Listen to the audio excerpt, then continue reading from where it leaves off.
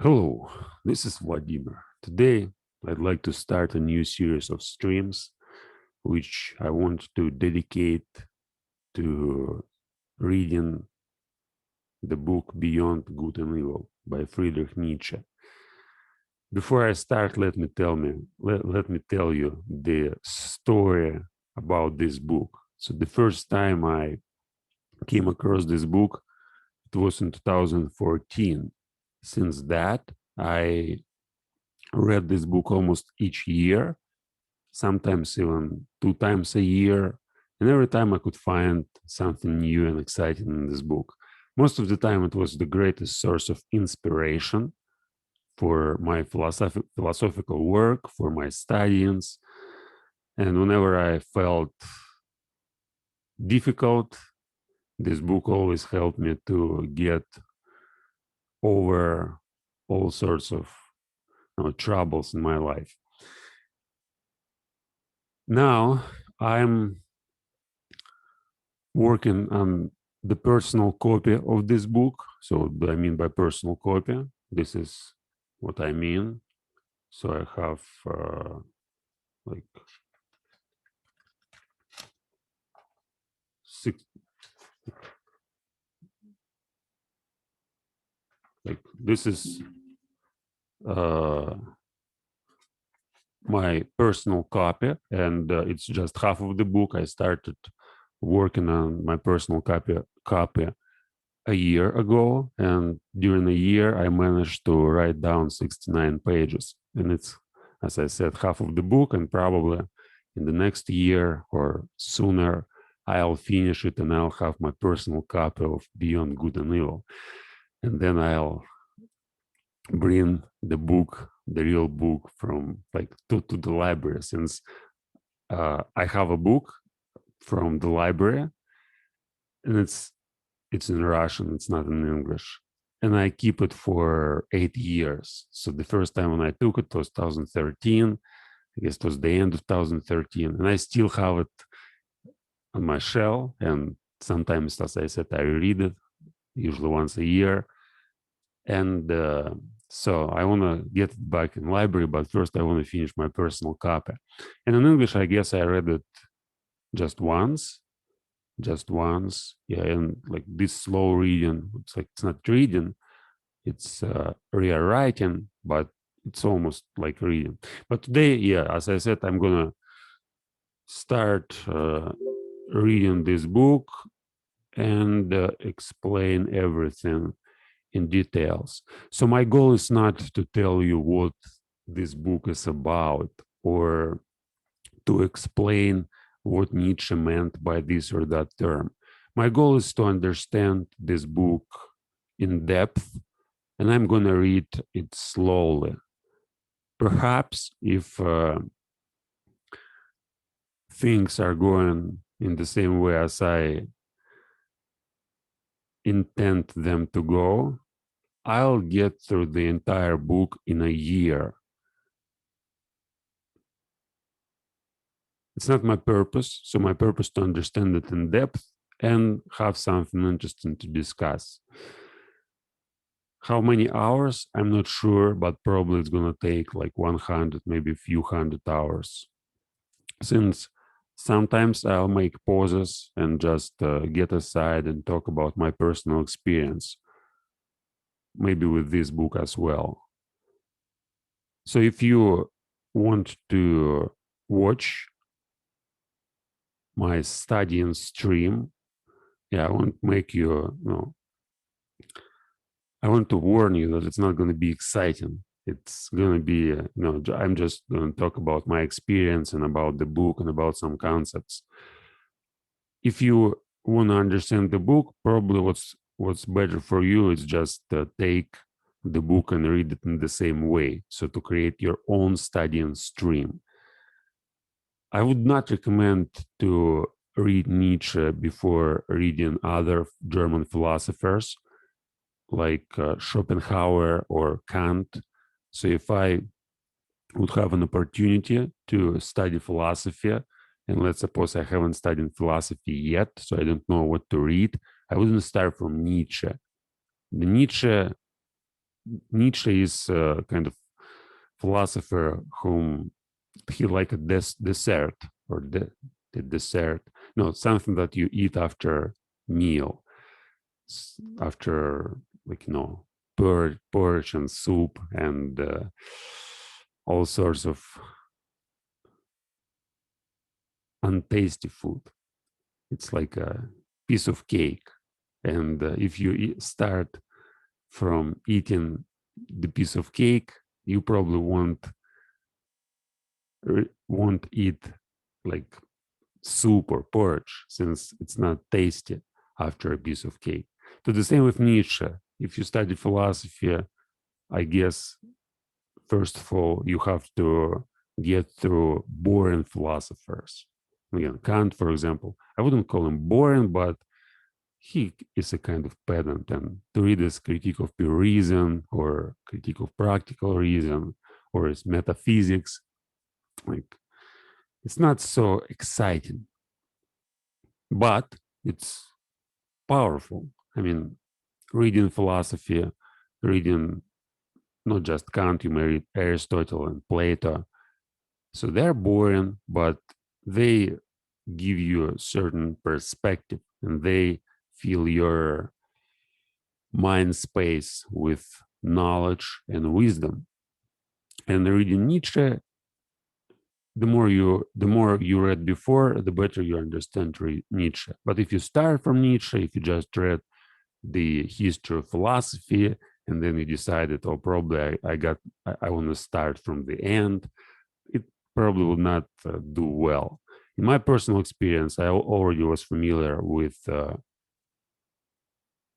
Fichte, Feuerbach, Schopenhauer, Hegel, and many other like philosophers, not just German philosophers, but Greek philosophers, some Roman philosophers like Cicero or Seneca. And then when I started reading Nietzsche, I was so inspired by not just by the content, but mostly by the form. So Nietzsche was the greatest, one of the greatest,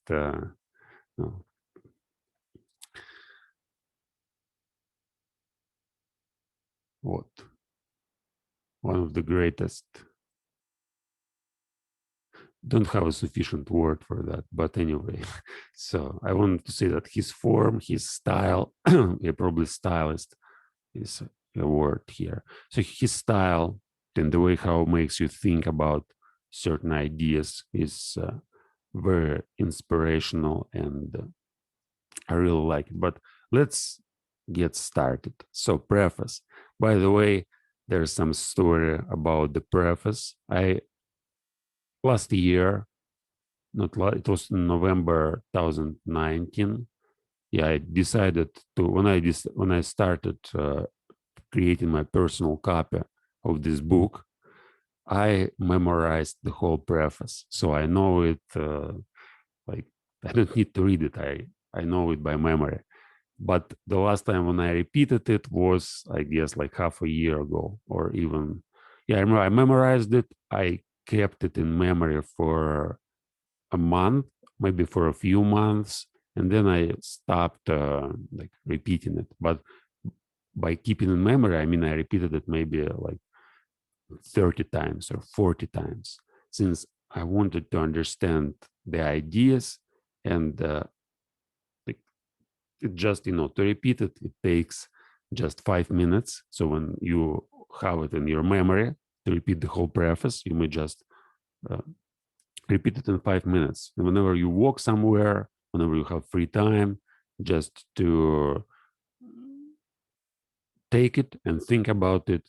It doesn't, requires effort or energy. But then when you just repeat it, you may just think about these ideas for quite a long time. I mean, it's like when you go for a walk and your mind is wandering in different directions, but you want to focus on something, just take the preface, you repeat it. I mean, you may take any piece of information. This was my case. Usually now I have poems to help me organize my, focus on some studying whenever I walk somewhere. But that time, I remember I decided to memorize the preface. I memorized it, and I was thinking about it for a couple of months just by having casual walks and repeating it and thinking what was there. Okay, let's start. Supposing that truth is a woman, what then? Is there no ground for suspecting that all philosophers, insofar as they have been dogmatists, have failed to understand women? That the terrible seriousness and clumsy importunity with which they have usually paid their addresses to truth have been unskilled and unseemly methods for winning a woman? All right, let's just digest this whole sentence. Supposing that truth is a woman, so he suggests to think about truth, and in his time, this notion of truth was even more popular than it is now, since people like, especially philosophers and scientists and like religious people, they were talking about truth, and truth is the most important thing. And everybody thought that, but not thought, but people were very confident about truth. Like science wasn't so well developed. Now scientists mostly say that we have no idea about truth. We just try to. No, science is more skeptical than it was back in the days in the middle of 19th century in Germany. So people thought that they knew what was the truth. And for Nietzsche, like he was one of the greatest skeptics also. For him, he tried to investigate what's the, you know, source of our knowledge, experience, what is the world, what is consciousness, what is God, what is soul. And he didn't like all these ideas. So he didn't like the idea that there is something that is true by definition. Like there's some truth by definition, right? Triangle, like this analytic statements. So analytic propositions, basically when we define things, and it's true because of definition. So the number like 2 plus 2 equal 4, it's an analytic statement, and it's true not because it somehow relates to the world, but because we define it and make it true by our consensus. But philosophy, like one of the major Nietzschean themes was morality. And this time, once again, religious people believe they knew everything about morality and what you have to do, what you haven't do.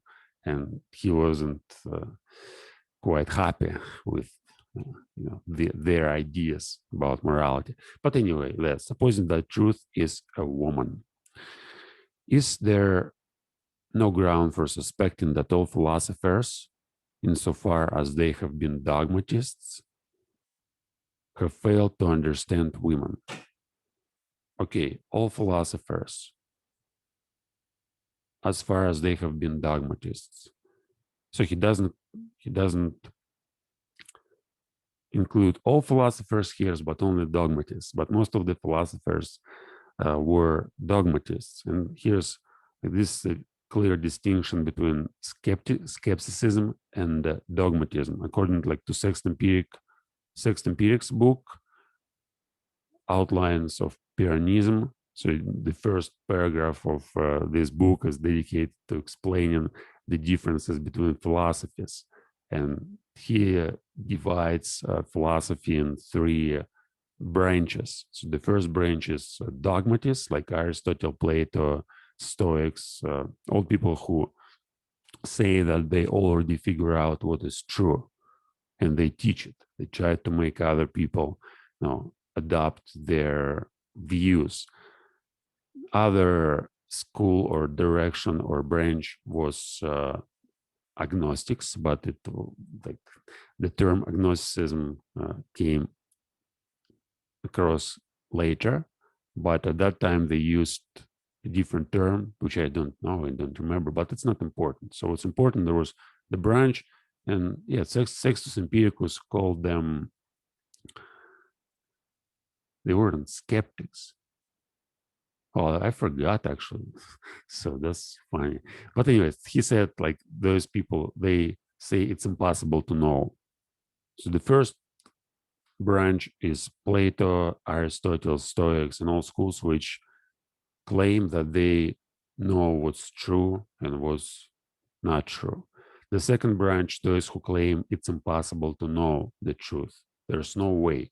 And therefore, it's just waste of time. And skeptics and Sextus Empiricus identify himself as skeptics. So skeptics, they say that they haven't figured it out yet.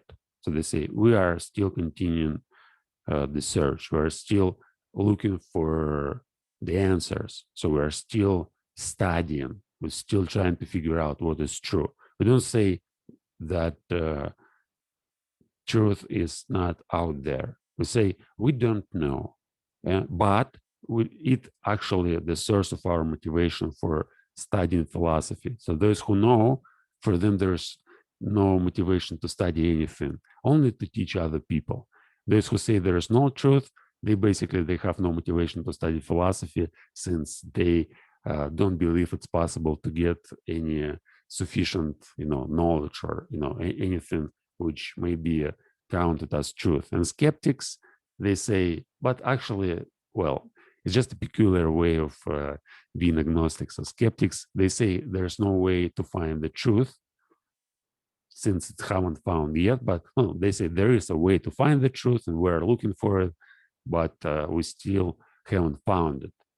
And they also built like they kind of believe that it's impossible to find the truth because it's very distinct philosophy. So it's very hard to argue against skepticism since they include all your arguments into their body. So they say, you may say, for example, come on, you say that truth is like you're looking for truth. And you may say that you don't know that truth is like you believe that it's somewhere here. But if you believe that truth is possible, it's kind of belief. And skepticism itself, if you deny everything, if you say there's no truth, it's also the way of saying it's a truth. So there's like the only truth is that there's no truth. But skeptics say no, even that, it's like we don't claim anything. Even this claim that there's no truth or that none of the philosophers have found truth, it's just our way of speaking. So it's our current state of affairs, let's say, in philosophy.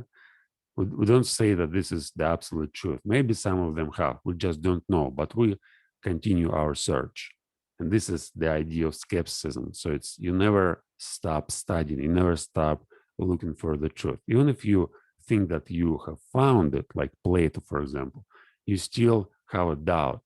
So you still have a place for developing your understanding. So you don't say that it's like it's impossible. But if you claim that it's impossible, there's no way to study. So skepticism, it's like this permanent learning and looking for truth. And simultaneously criticizing everybody who found the truth and everybody who claimed that it's impossible to find it, and therefore there's no need to look for it. But anyway, so Nietzsche says, right, so asks, is there no ground for suspecting that all philosophers, insofar as they have been dogmatists? So basically he says, is there no ground for suspecting that all dogmatists have failed to understand women? And what he wants to say. So he's like, supposing that truth is a woman. All right. So philosophers believed that they understood women. So that they understood truth, they know what truth is. And therefore, if we compare it with a woman, Nietzsche wants to say that their belief that they understood women, it's actually a false belief. So they may think, oh, I know what is a woman. and therefore I know what is truth, right? But Nietzsche says, well, they failed to understand women. They failed to understand truth. The terrible seriousness and clumsy importunity with which they have usually paid their addresses to truth have been unskilled and unseemly methods for winning a woman. And now, like, first he wants to compare truth and a woman, like it's the same thing. But then he says, like, philosophers were very serious about truth. They thought that it's possible, to maybe not just serious, but pedantic, and they try to find some logic or some ideas which are necessary through not just analytic. Then the difference here between analytic and syntactic statements and ideas and prepositions is crucial for Nietzsche, since he talks about like not analytic statements. So when you say something like Socrates is a man, all men are mortal, therefore Socrates is mortal. So this is kind of analytic statement, since like definition of man, it's not analytic actually. It's the fact you investigate by looking at the world. Okay, I guess it's a bad example. Let's find a better example. So all triangles have three angles, right? And therefore, anything that has three angles is a triangle. So it's like tautology, but it's analytic. Like the idea is that something is true by definition. And philosophers, like when they were looking for truth, it wasn't looking for this truth, which is true by definition. It was looking for other kind of truth, which is synthetic. So in synthetic, you say something about the world. You say something about what's going on. So you try to use your language to describe the reality. It's not about making definitions. It's about description of reality. And truth basically supposes that your description is correct, that it describes the real state of affairs. Whereas non-truth, and people are so serious about, we have to be, our view must be true. And if, I have my view, you have your view, and one of them must be true, especially if they contradict each other. So Nietzsche basically mocks philosophers here by saying that they're too serious and clumsy in studying truth, in trying to find the truth.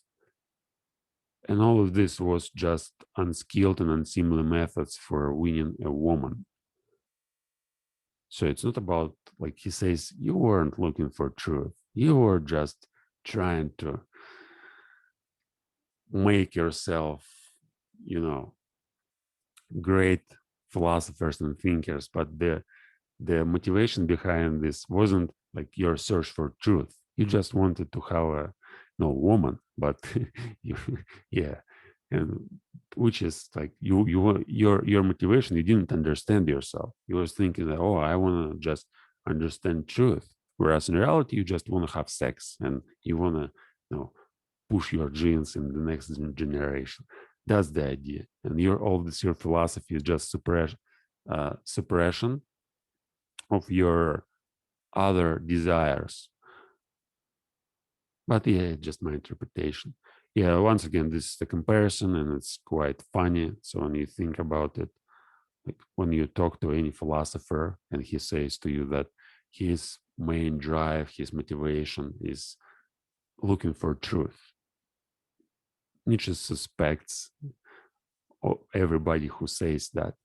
And he also despises philosophers who are like, who seriously believed that their main motivation in like producing their philosophies, like Kant, for example. So it was the search for truth, the unselfish desire to find something. This is no, it's not the truth. You didn't understand yourself. All right, let's go on. Certainly, she has never allowed herself to be one. And at present, every kind of dogma stands with sad and discouraged mien, if indeed it stands at all. For there are scoffers who maintain that it has fallen, that all dogma lies on the ground, nay more, that it is at its last gasp. All right, so certainly she has never allowed herself to be one. And once again, here there's like, she talks about a woman, but he means truth. So he already mixed things up. So truth, woman, you have to keep in mind that sometimes he refers to a woman, but he actually means truth.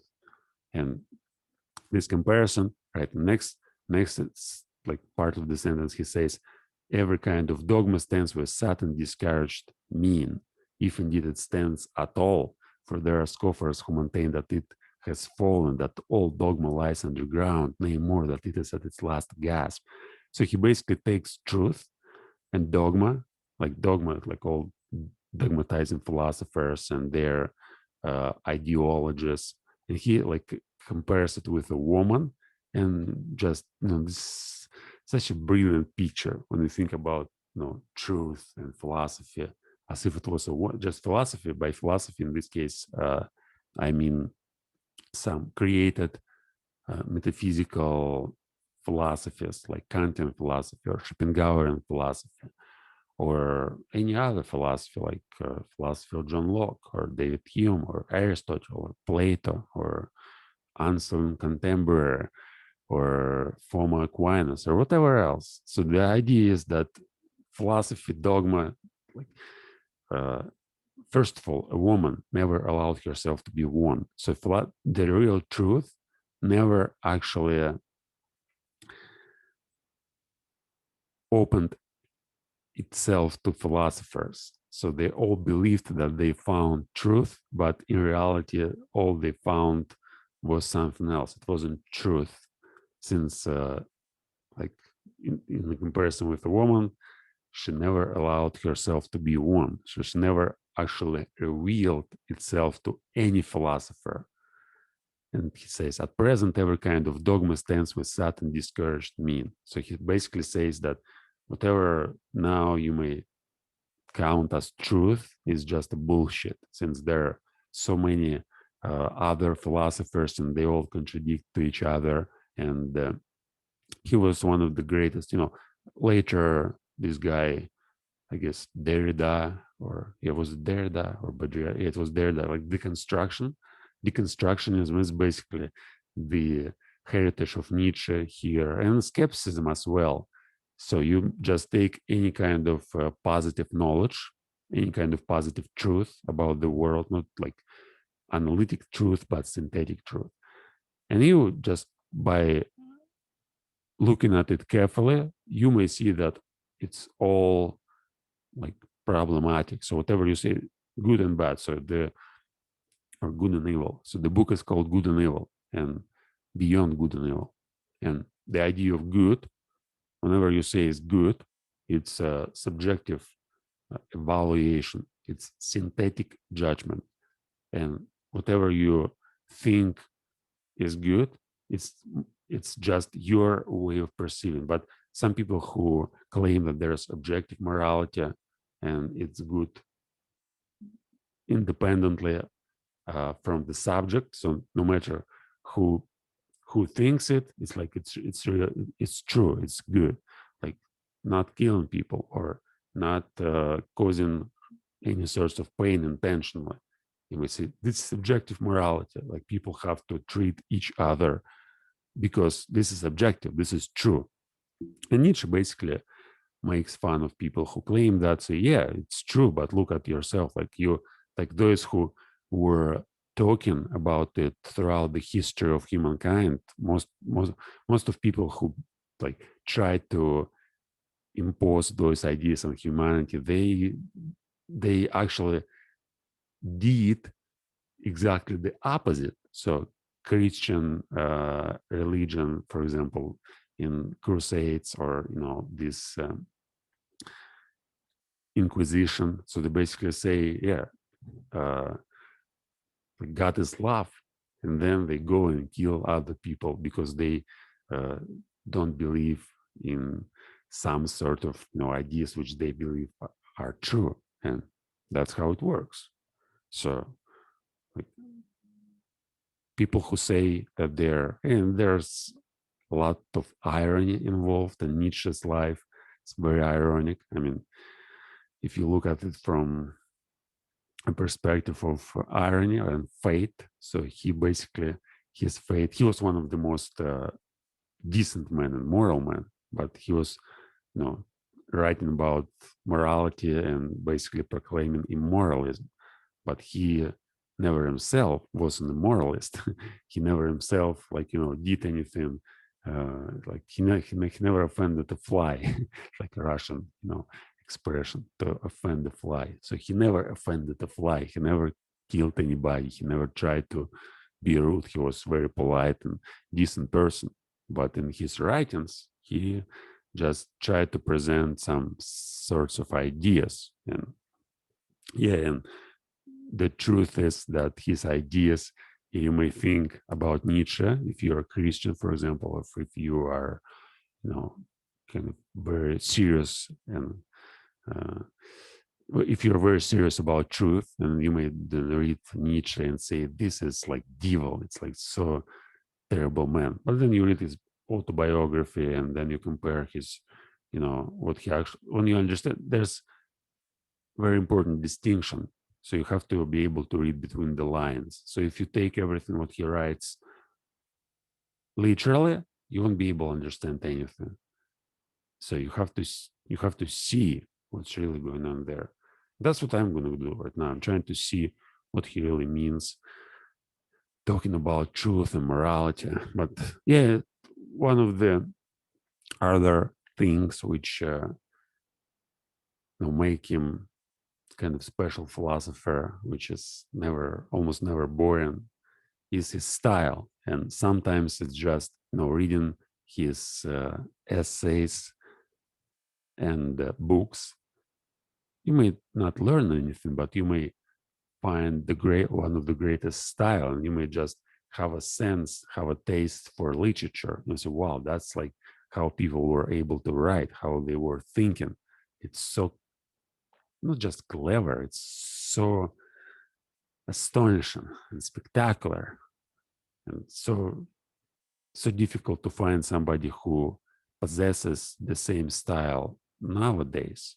So if you look at philosophers, at modern philosophers, especially academics, like those people who teach at universities and professors, when you read their books, most of them are crap. So they may understand something about philosophy.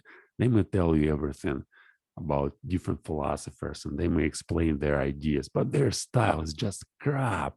They can't, their style is, proposition three, three, like the thesis, three statements which defend the thesis, and the conclusion. That's how all they write. Like, not all, of course. There are certainly some people who still have a good style, the great style. Probably requires just more time to find them. Yeah, sometimes I just stumble upon interesting idiots of idiots.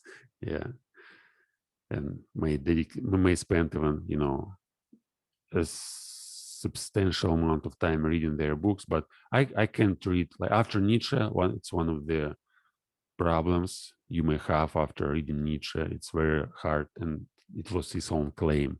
Like, he said, after reading my books, people actually have no taste to reading anything else in philosophy, and that's partially true. So for me, it's almost impossible to find any philosopher whom I could take seriously and read like 4 or 5 books, being engaged in what he is talking about, and being kind of focused. Since but Nietzsche himself, yeah, I can read these books, but it's also, again, it's hard to identify what's really going on here. But anyway, at present, every kind of dogma stands for Satan discouraged mean. So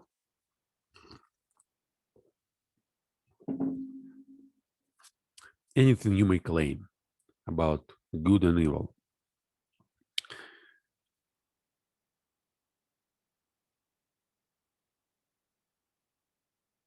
there is somebody who will claim something opposite. And you may say he is wrong. And he will say, no, you are wrong. And these arguments,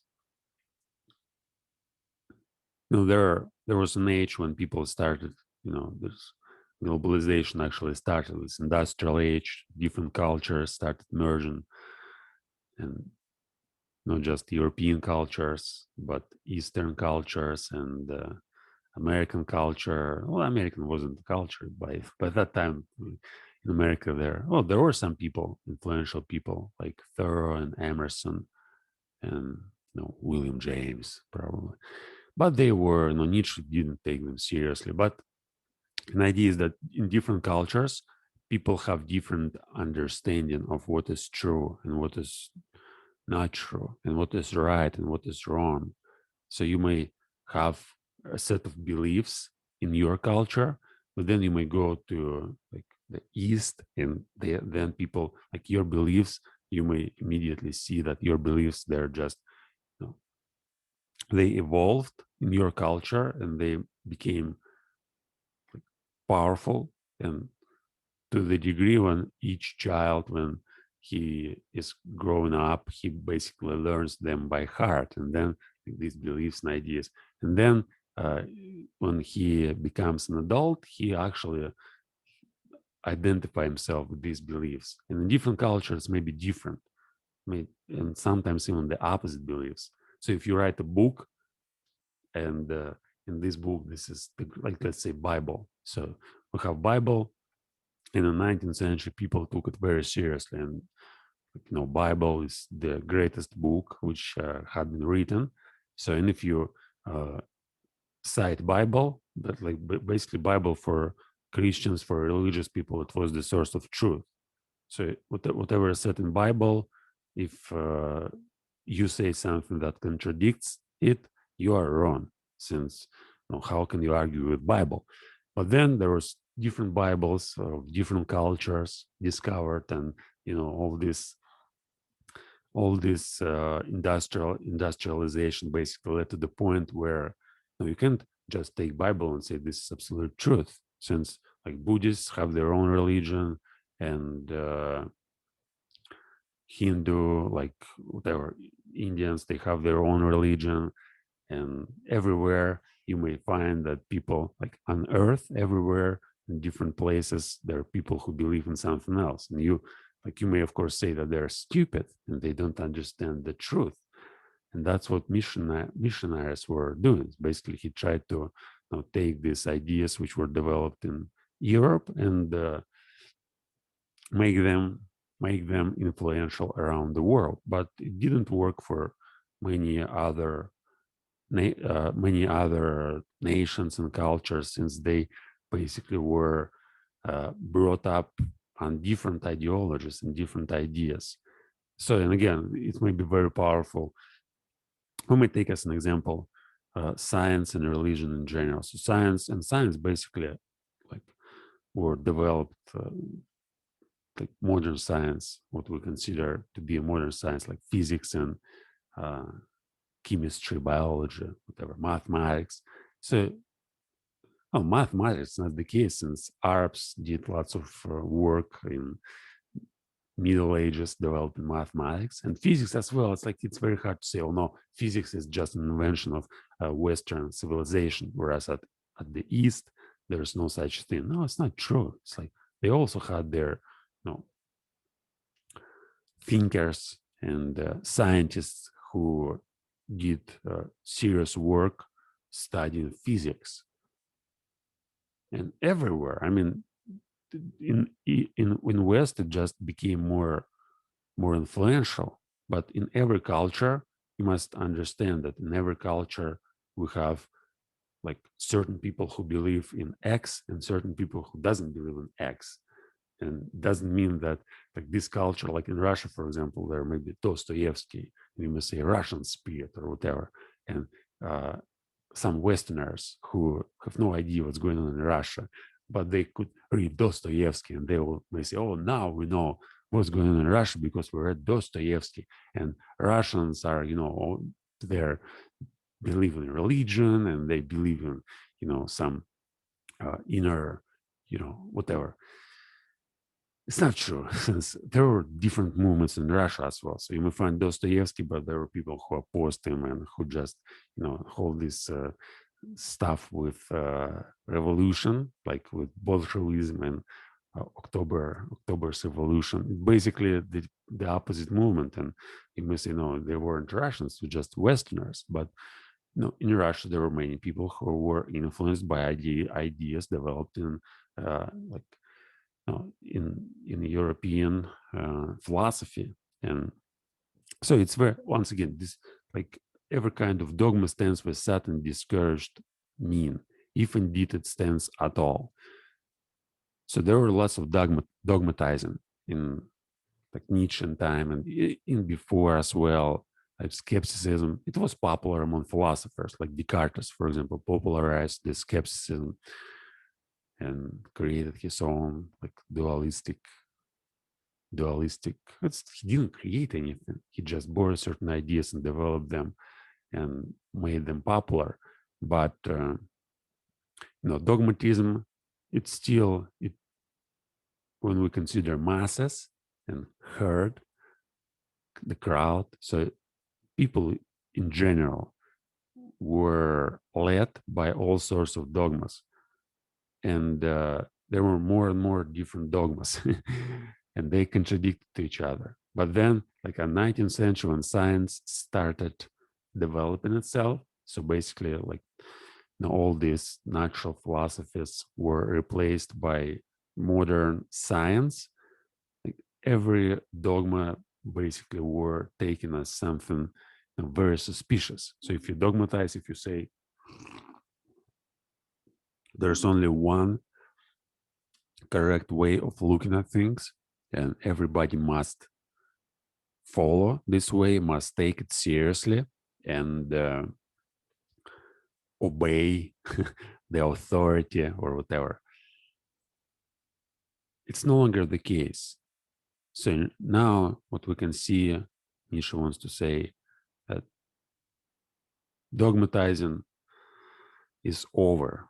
So we all understand that, and I guess, well, he was a philologist, which is a term for linguistics. So they didn't have this science like linguistics back then, but they had a philology, which is literally love to logic or language. Yeah, like literally it's like love to logic, but it was love to a word.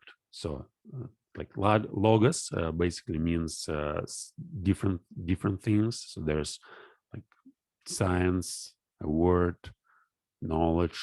You may interpret it in different ways. And philology was a discipline when you study words, when you study language, and when you study language in depth, you understand that language is it's not just complex, instrument. Yeah, it's like trivial thing, but it's such a mysterious thing. So language is mysterious. And to understand language, how it relates to reality, it's almost like to understand the nature of reality. And they have different natures, by the way. Like language, it's more about consciousness and the mind, whereas reality, it's more about, as we call them, material things, right? So he says, like, come on, dogma, no dogma. Now we see that all this was just nonsense. Not nonsense. It might have been powerful. It might have been there had been a lot of positive things also in developing these, dogmatic ideas in religion. So it definitely helped human civilization to get to the point where it got at this moment. But he still wants to say, he makes fun of dogmatists and philosophers, saying that, look, now dogma is no longer relevant. Whatever you want, like if you want to be a philosopher, you don't go to academia and learn certain things and teach these things. No, it doesn't work anyway. Like everybody has their own truths. And when you claim that your truth is more true than somebody else's true, you just don't understand what you're talking about.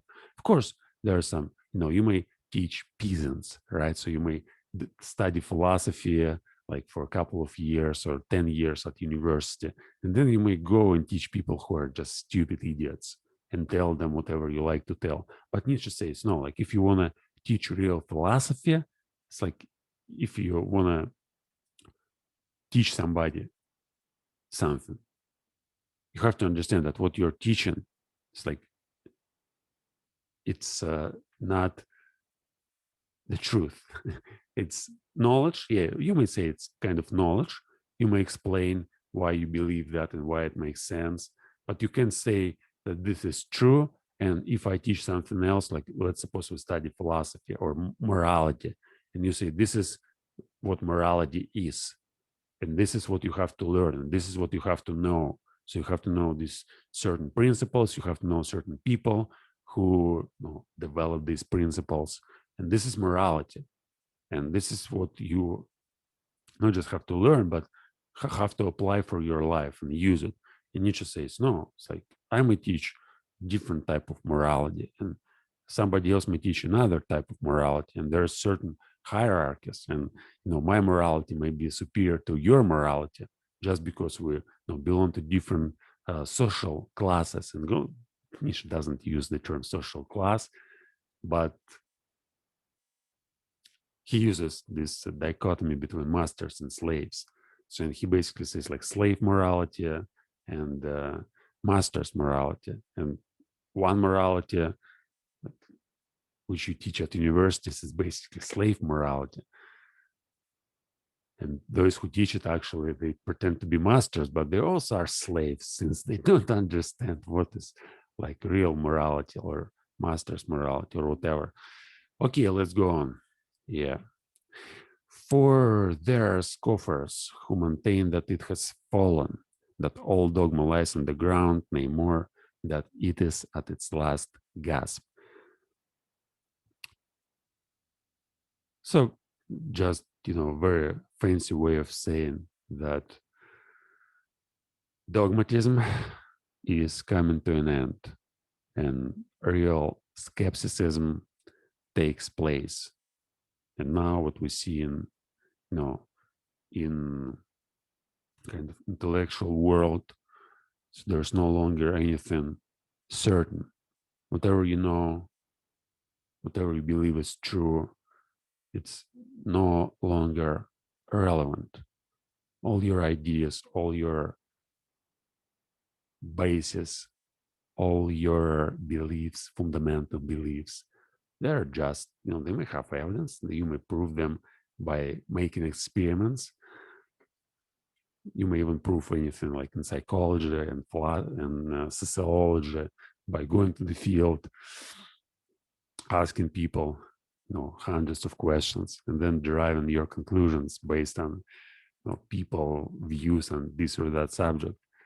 But Nietzsche says all this is nonsense. So it may be serious, it may be something real, but you can't really rely on it in your, like if you're a man of knowledge. So if your task is understanding what's going on, understanding reality, it's not about daily life. It doesn't tells you that you have to live by using certain principles in life. If you're a factory worker, right? If you're a factory worker, that's okay. You may take all sorts of dogma and don't care about what's going on. But if you're a philosopher, if you really want to understand what's going on, if you really want to discern if you really want to distinguish between what's true and what's not true, you have to understand that this distinction is like it's no longer makes any sense. So truth, untruth, it's not important now. What's really important, how do you know something? Not what you know, but how did you learn it? And do you know that what you know is just, you may be biased by whatever your perception or by your cultural upbringing or by all sorts of things. But again, it's funny way, like all dogma lies on the ground, and you may think about a woman also, like it lies on the ground, killed. Yeah, uh, it is at its last gasp. All right, but to speak seriously, there are good grounds for hoping that all dogmatizing philosophy, whatever solemn, whatever conclusive and decided airs it has assumed, may have been only a noble pluralism and tyrannism, or tyrannism. What's the right way of saying it? And tyrannism is like childishness. Yeah. What's the way of saying that? Is there such word? No, there's no such word as tyrannism. Oh man. All right.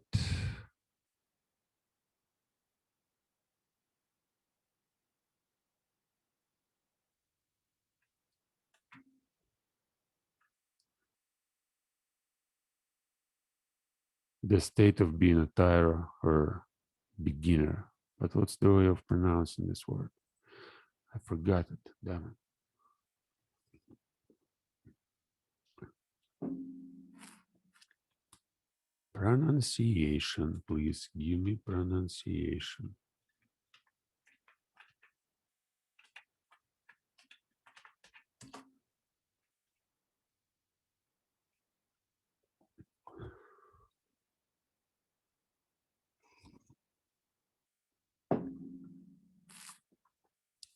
Tyrannism. Tyrannism. All right, so my intuition was right.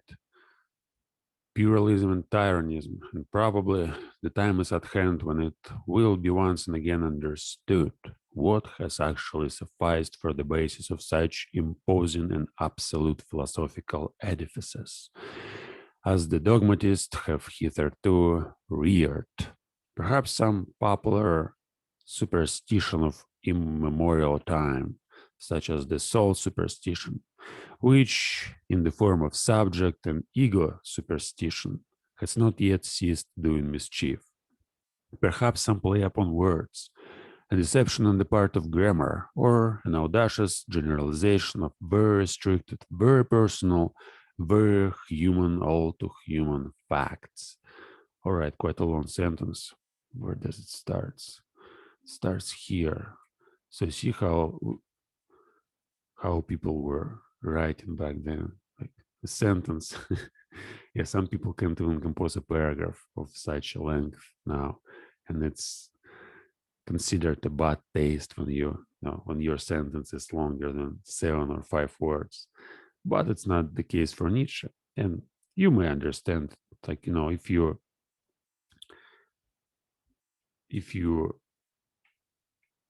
go slowly through this sentence, you'll see how it makes sense and how it. Now, okay, let's just do that. Let's go slowly and see how what he actually wants to say. But to speak seriously, there are good grounds for hoping that all dogmatizing in philosophy may have been only a noble pluralism and tyrannism. Okay, this is an emphasis, kind of rhetoric device, whatever soul and whatever conclusive and decided airs it has assumed, right? So we may just get rid of this part, but it helps us to, learn a good language. Anyway, good grounds. So he wants to pretend that he's serious. So few sentences before he said that all this seriousness in philosophy, it's a clumsy importunity for winning a woman. Now he says, come on, now let's be serious. He says there are good grounds that dogmatizing and philosophy may have been only a noble pluralism and tyrannism. So he wants to say that whoever wanted to describe the world and philosophy and what's really going on, what's reality or morality, or what's the meaning of life. So whoever tried to establish kind of dogma here was just a beginner. And by a beginner, he basically means it was noble, so it was a good attempt to find something like real for everybody and create a kind of ideology for developing societies, for making all these beautiful and amazing communities. Just we have our community, and we have these principles, and our community is so rich and powerful and abundant because we have these principles and we know the truth, and we are going to preserve it, and we are going to develop it. We are going to show the world how smart and amazing and outstanding people we are. And he says, no, it's like whatever. It may be a good tool for developing societies, for developing ideologies, for developing slaves. Eventually, that's what he wants to say.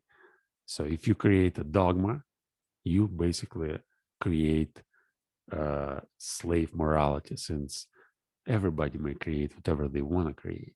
But as soon as you set boundaries on people's imagination and say, no, it's like you may think like here's something like God and this is real and everything else is nonsense. And you can't criticize this. You can't think about it on your own. So you have to take it seriously. And who says that? That's the question. So there may be some people who said that in the past, like thousands of years ago.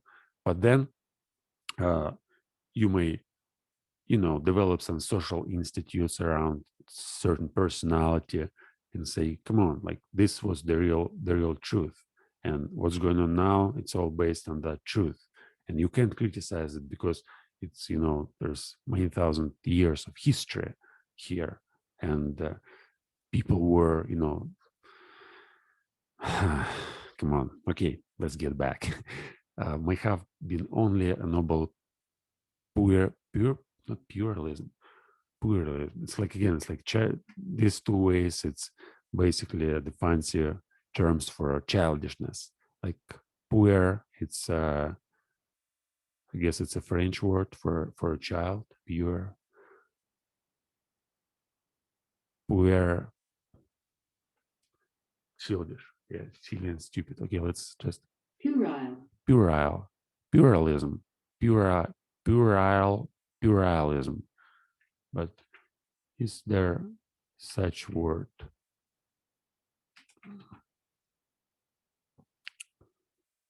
Yeah, there is such a word. That's great. I love YouTube. Pluralism. Yeah, so it's pluralism. Pluralism. Pluralism. All right. So a noble pluralism and tyrannism. So all dogmatizing, once again, in philosophy. By philosophy, he also means science. So it's not just, philosophy and some metaphysics. It's also science. So in science as well, all sorts of dogma. Now we have this sensualism in science. So we say whatever we can perceive, whatever we can touch, it's not science.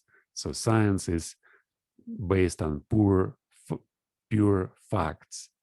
And if you may, no, it must have certain criteria for like to be counted as science. So if we may conduct an experiment, and if we may repeat an experiment, we may say this is science, this is knowledge, and it works in maybe not all the time. There may be some exceptions, but basically, how do we know something? We know because we conduct an experiment. This is an experiment, and our knowledge is valid because of the experiment. But what if somebody else conducts another experiment which contradicts your experiment? And it also may be true, and they both may be true. Well, there are certainly some examples. Of course, now I'm not ready to think about it and find some great examples to introduce. But in science, when you read philosophers and scientists, they find these examples all the time. So somebody proves that this is the case, like quantum mechanics. Let's say everything is composed of certain small particles in reality. And there's like you may prove it by whatever by making an experiment, and then you may prove that everything is composed of waves, electromagnetic waves, or all sorts of fancy names. So, but it's like reality is not composed of particles; it's composed of waves, and every particle is maybe simultaneously a particle and maybe a wave, and it may be in two places simultaneously. And there's like it's modern science, quantum mechanics. Yeah.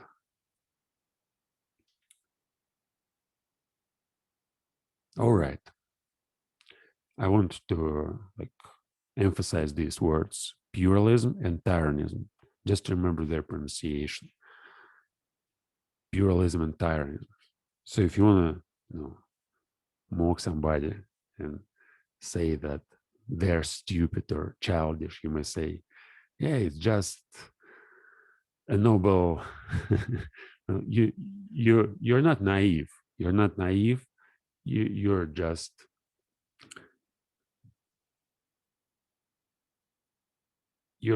looking at the reality with a noble pluralism and tyrannism. No, it sounds silly. Anyway, you may say might have been only. It's like your belief is only a noble pluralism and tyrannism, right?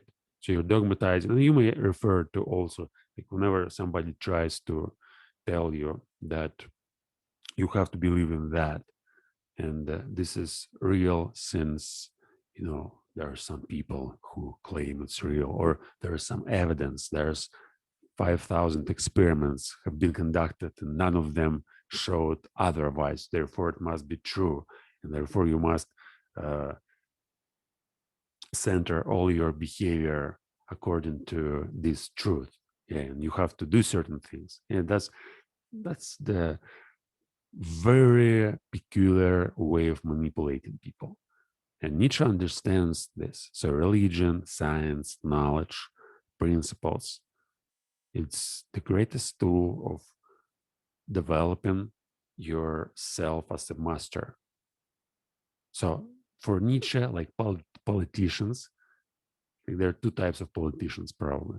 So those who, use force and, you know, weapons, and those who use language and words and ideologies.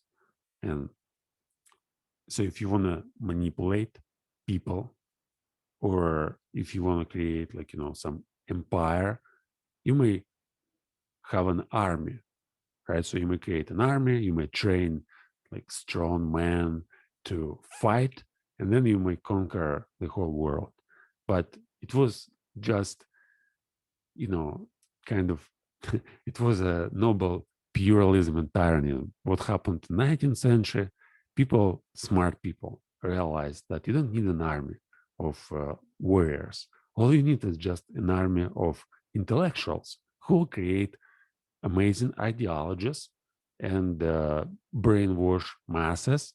And then you may manipulate masses. You basically may tell them to do something and they'll do, like all this capitalism, for example. What is capitalism? Let's talk about it seriously. So there are certain people who created this ideology. We don't know who are these people, of course, but if we go back in 17th century and read Adam Smith and Ricardo and all this political economy, Karl Marx, and even if we go before and read, other philosophers like Montesquieu, who was there? Well, all other philosophers like Locke, Hume, Descartes, Spinoza. So we may find out that there was a transition between, focusing on like civilization, people, peasants, what they did before. There was like strife between, feudal lords and kings, and they had large armies, and they basically were fighting with each other for dominating these masses. But then what happened, and just robbing them from all their they taking all surplus, and gets complicated.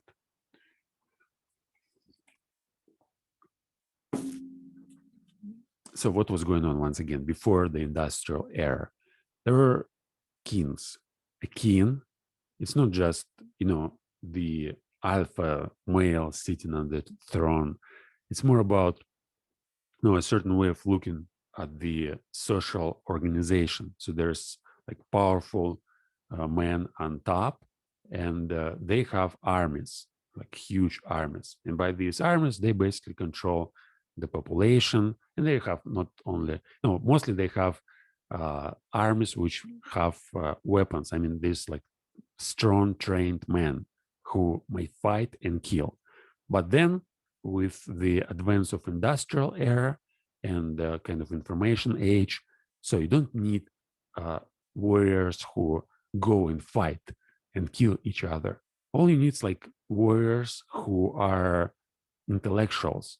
And this idea of capitalism is basically the development of certain, like, again, maybe not certain, okay, it's a development of a group of people who decided, like, instead of fighting with each other and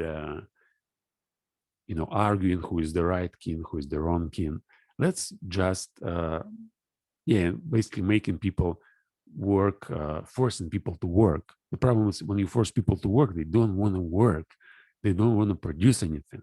There's lots of peasants, but they said, now let's do the following. Let's take all these people, give them idea of freedom, like in America, in France, whatever, fraternity, liberty, equality, and let's make them believe that they are doing everything on their own. But we'll control them through this ideology of capitalism, like money, money, money. You have to earn money. This is the more money you have, the more free you are. Whereas in reality, the more money you have, the less free you are. So it's another irony. For example, I am one of the most, I have, like, since 2011, when I stopped playing poker, I'm free. So it doesn't mean that I have no masters. That's the idea of freedom. So I have nobody who tells me what to do. Whatever I'm doing because I have my own motivations. And again, my own motivations, of course, I understand it's not my own per se. So I'm influenced by philosophers, thinkers of, maybe some modern scientific, advancements, whatever. But it's not, at least there's a certain perception of the world. So I know, and this is because I stopped thinking in these like in these terms. So before 2011, I was basically looking for earning money. It wasn't the main purpose. I guess I shifted my way of looking at reality at 2008 when I read Castaneda, but later still, like, since 2008 to 2011, especially like this period from 2009 2011 when I was playing poker, it still was one of my dominant orientations. So I was thinking, I have to earn money. The more money I have, the more freedom I have. Whereas at 2011, when I actually, when I read Hegel, and before I read Belinsky, and before I read Shakespeare and Pushkin, I realized, well, and many other Russian classic writers, not only Russians. But anyway, so I realized that it's exactly the opposite. So the less money you have, the more freedom you have. In an ideal state, when you don't have money at all. So you have, like, you may organize your life so that you do certain things and you get feedback from reality. And doesn't matter actually in which form this feedback comes to you. So, and doesn't matter who gives you this feedback. So the idea is, like, you have, let's say, if you are conscious, you have a certain perception of the world, and you have certain awareness of your inner life. So you may say, I'm an individual, but what is the individual? It's, again, it's artificial distinction, but you may just take it as a model. So you may think there's outer world, there's inner world. And your task as a conscious human being is maintaining some kind of homeostasis, but not just in your body, but between you and the outer world. So it must be, kind of harmony here. And you may just, freedom basically means that whatever you're doing because you really want to do that. And you understand your reasons, you understand your whys, and nobody comes and tells you you must do this or you must do that. And if you have a lot of money and if you focus on earning money, what's really going on? You become dependent on people who give you money, and you become dependent on all these things you may buy for money. And it makes you, it's like you lose your freedom. So you may think, I have $1 million in on my bank account, and therefore I am free to do whatever I like. So I may just go travel the world, and even though, let's suppose that you don't care really about money, but you still have $1 million in on your bank account, and you don't care about inflation, about that this bank may become bankrupt, or it all may be lost. You don't care. You just think, okay, I have it.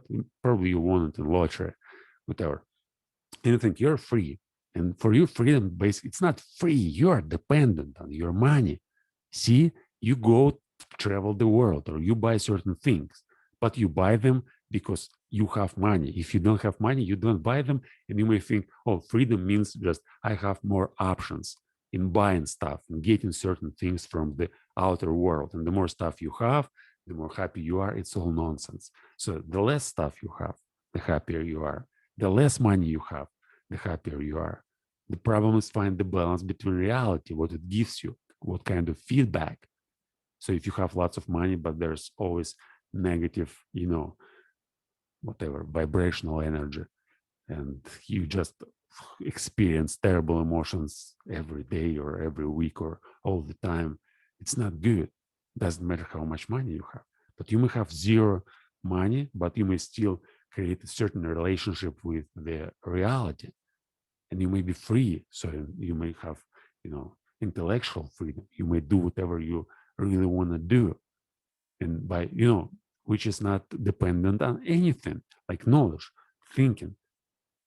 Try to imagine that your thoughts, so you are free in your thoughts, and you may go everywhere in your imagination. You say, oh, it's just a, kind of fantasies. It's nothing. Well, it's fantasies, right? When you are a child and when you dream about some girlfriend. But when you're like 20 years old, 30 years old, it's like language. You may create the whole philosophy. You may study whatever you want. You may think about like all sorts of different things, and you may change your worldview through thinking, and you may get all this experience.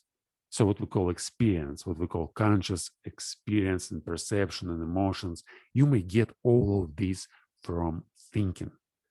And this like freedom of thoughts, it's way more important than your mind. But you use your mind, you use your intellect to get certain things, to buy certain things, to you know feed, feel your feed to fulfill your desires, whatever. But again, it's more about uh, being free and really feeling free. So I'm like for 10 years I'm kind of free. Well, not not completely. There's some boundaries still, but mostly.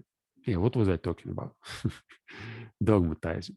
Yeah, this ideology, capitalism. Yeah, the whole idea of capitalism is that it's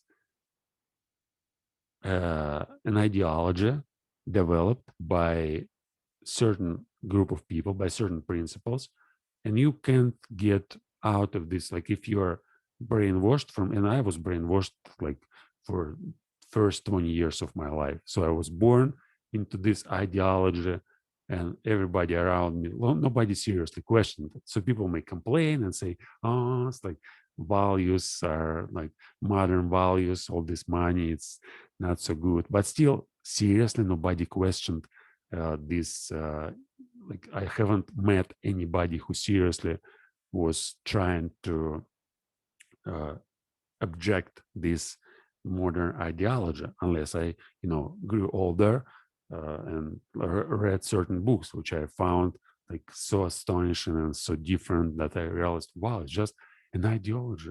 It's not about pursuing money and things, and material things doesn't matter. So it's one of the way of looking at life. So you may say, okay, what then, if not money? Knowledge. So you may think about it in terms of knowledge, or you may think about it in terms of like physical power or health or relationships. All this doesn't require money, or not just developing your self awareness. So there are all sorts of goals you may really focus on and work. And for that, you don't need like think always about like how much money you get, what is the house you live in, what is the cloth you wear. It's all relatively unimportant. So when your goal is like intellectual development, like my goal, for example, I'm working on myself and self-understanding and learning and philosophy. And my basic goal is just describing what's going on and developing my style, developing my ideas, developing my language, and also developing my physical body. I mean, I'm working on like I'm doing lots of exercises, like more than anybody whom I know, and I'm trying to kind of maintain my health and develop my intellect. And I don't need money for that. I mean, I need 500 rubles to pay for the internet. I need 5,000 rubles to pay for food. That's all. I don't need more. Well, probably I need 5,000 rubles a year to buy new shoes and what? I don't know. I don't need anything more. Not even 5,000 rubles, like few thousand rubles a year to buy new shoes. And all I need just the internet, the connection, books, certain materials like for writing, nature. Like I may go everywhere, and I actually walk so much. I mean, I go to the forest quite often. I go like around the city, to the lake, to the river, go for water. Like I'm walking 3 4 hours a day. I don't use vehicles. I don't use buses. I don't use cars. I don't have a car. I don't need it. And I think that people who buy cars and just go around the town, they're just idiots. Not well, in not in an offensive way of using the word, but just why do you need a car? You may go use your legs. Of course, if you need to go from town to town, you probably need a car. But uh, to drive in a car like 1 kilometer or 2 kilometers from your house to the speaking club, it's like it's silly. You may have a walk. You may feel, lots of people whom I see here, like walking in the city, especially youth. So they all use headphones. And I did it too when I was like 20 years old, 25 years old. I used to listen to music all the time or some audiobooks later. But now I don't use it at all. So I'm walking around and I'm thinking. And each walk for me, it's an opportunity to think. So once again, I may memorize something like this preface or like any piece of information. Now I uh, try to study poetry, and once a week or sometimes once in a few weeks, I memorize a poem. And whenever I walk, I often just repeat this poem and I try to really feel it, like to understand, since I don't memorize all crap, which somebody else gives me and says that I must memorize it. So I'm basically looking for poems which I want to memorize on my own. And before I start memorizing a poem, I really think about it. Do I need this piece of information in my mind? Since it may be something funny, I may find a great poem and it may inspire me. But then when I memorize it and repeat it like 10 times, I feel that it's kind of crap. I no longer feel anything. So before memorizing, I really think seriously about do I need to put this piece of information in my head, since reading poetry. So now I may read like more than 10 poems, like long English poems. And I remember all of them and I repeat them from time to time. And just repeating them for me, it's like when you one way for having a walk, you may go and listen to music, and I may go without headphones and listen to different music. But for me, it's just I repeat my poems, and sometimes I even may just recite them aloud, like loudly, when especially when I go in the forest or somewhere when there's no people. So it's like the same way, but you use your mind. You don't use certain device which you put in your ears. So now I have a desire to read you a poem, which I memorized last, yeah, I started memorizing it, I guess, 3 weeks ago. And the last 3 weeks, I was working on this poem, basically thinking about it daily, but not for too long, just 10 minutes a day. Maybe sometimes I repeat it 3 times, but usually no more than that. So today I didn't repeat this. I haven't repeated this poem yet. So now I'm going to read, I'm going to recite it.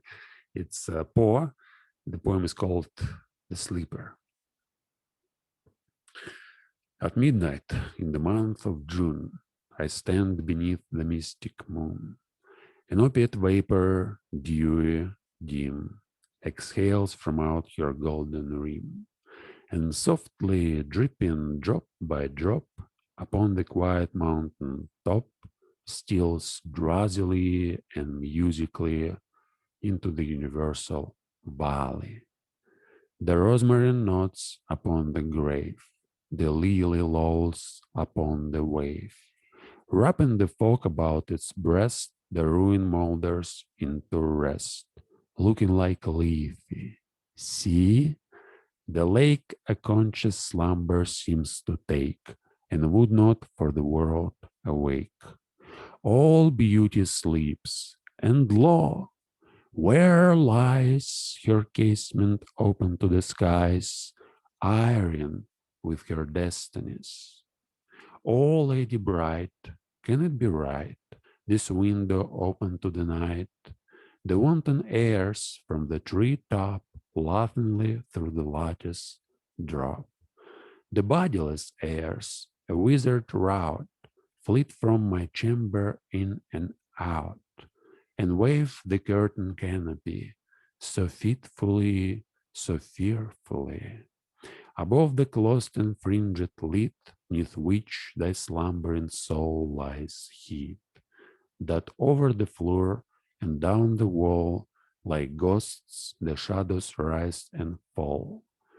O lady dear, hast thou no fear? Why and what art thou dreaming here? Sure, thou art come from far off seas, a wonder to these garden trees.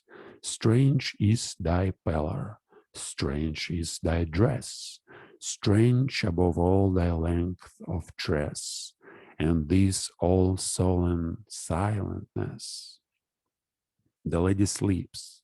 Oh, may her sleep, which is enduring, so be deep. Heaven have her in its sacred keep. The chamber changed to one more holy, the bed for one more melancholy. I pray to God that she may lie forever with an opened eye, while the pale sheeted ghosts go by. My love, she sleeps. Oh, may her sleep, as it is lasting, so be deep. Soft may the worms about her creep. Far in the forest, dim and old, for her may some tall vault unfold, some vault that oft has flung its black and winged panels fluttering back, triumphant over the crest poles of her grand family funerals. Some sepulchre remote alone, against whose portals she has thrown in childhood many an idle stone. Some tomb from out whose sounding door she never shall force an echo more. Thrilling to think, poor child of sin, it was the dead who groaned within.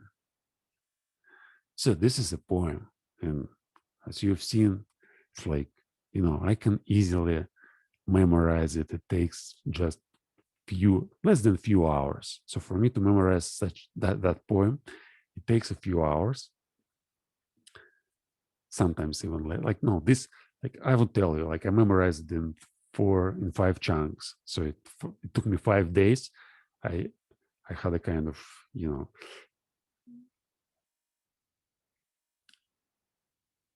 there was certain tiredness. So I could memorize it at once, but I felt some kind of intellectual pressure. So I decided that it actually, doesn't matter whether I memorize it today or I'll be able to, memorize it in few days, since I don't want it to overload my brain. I don't want it to overtrain, or be exhausted. Since I can memorize, but tomorrow I'll have you know, some problems. And by problems, I mean I just want to be able to study anything, or I will have some, bad feeling, whatever. So I memorized in 5 times, but it took me like each time it was just a short walk. One time I went to the source to bring water, and it took me just 20 minutes to memorize it, like this part. And the first part, it took me like I was walking from my home to the square of Victory, and I memorized it when I got to the square of Victory. So it took another 20 minutes, 40 minutes. And 3 other parts, each part just took for less than 10 minutes, I guess. So in an hour, say it's an hour. So an hour and 10 minutes. It took me to memorize this poem. And then I repeated it for like 3 weeks on a daily basis. And again, I have a like daily walks. So I just go somewhere for water or to the speaking club or just for a walk, um, to relax. And I, instead of just listening to music, I just turn on the poem and I just repeat it in my mind. It takes just 5 minutes. And then I may think about it for 5, 10, 15 minutes to analyze some ideas, or to observe how it makes me feel, how it changes my mood. And often it changes my mood to the good, so to the better. So I just, whenever I feel tired or whenever I feel frustrated or angry or whatever, I'm just, let's I have a huge repertoire of poems which I can remember, and I can keep all of them in mind. There's like, well, if we count Russian poems, there are hundreds of poems. I can bring them all at the moment when I want. And I have poems for certain moods. So if I feel upset or angry, or if I feel all sorts of contempt or negative emotions, shame, whatever, when I go for a walk, I just turn on my mind and turn on like one poem. I read it, and it makes me feel different. So I know how to change my mood just by focusing attention on certain things. And it's not just only poems. I have lots of other materials. From this preface, I may just bring. Now I can't, since I forgot almost everything what's written here. But I'm sure that it'll take me no more than few hours to bring it back to my memory, to remember it once again, and use it whenever I need. So of course I might take just piece of paper. You may ask, like, why the hell have you memorized it if you always may just go on the internet, or you may, first of all, I don't have a phone, so I can't just, when I have a walk, I can't look at my phone and find some piece of information. But it's also, when you look at something on the phone, it's different from when you download it and upload it into your mind, and you may always bring it whenever you need it. See, there is a huge difference. When you read something from your stupid screen, it's one thing. When you just imagine something and you use your memory, it makes you feel great. Yeah, one of the, I started talking about some pieces of text, and ecclesiastic, what was, and here's like later he's going to talk about Ecclesiastic even in this preface. Ecclesiastic, what was the book? I forgot the name of the book, but these beautiful aphorisms, like It's basically Ecclesiastes and Bible. And in 2013 and mostly in 2014, I was studying Latin. In 2014, I remember I took, where is that? I'm going to show you.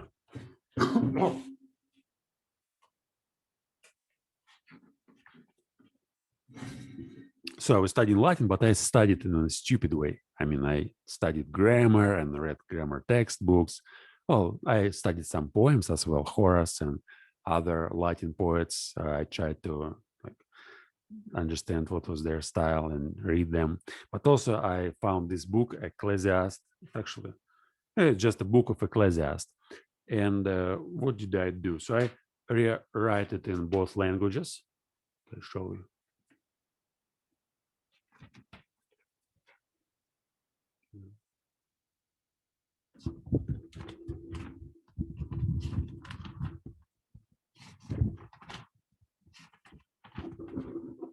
Okay, it's like the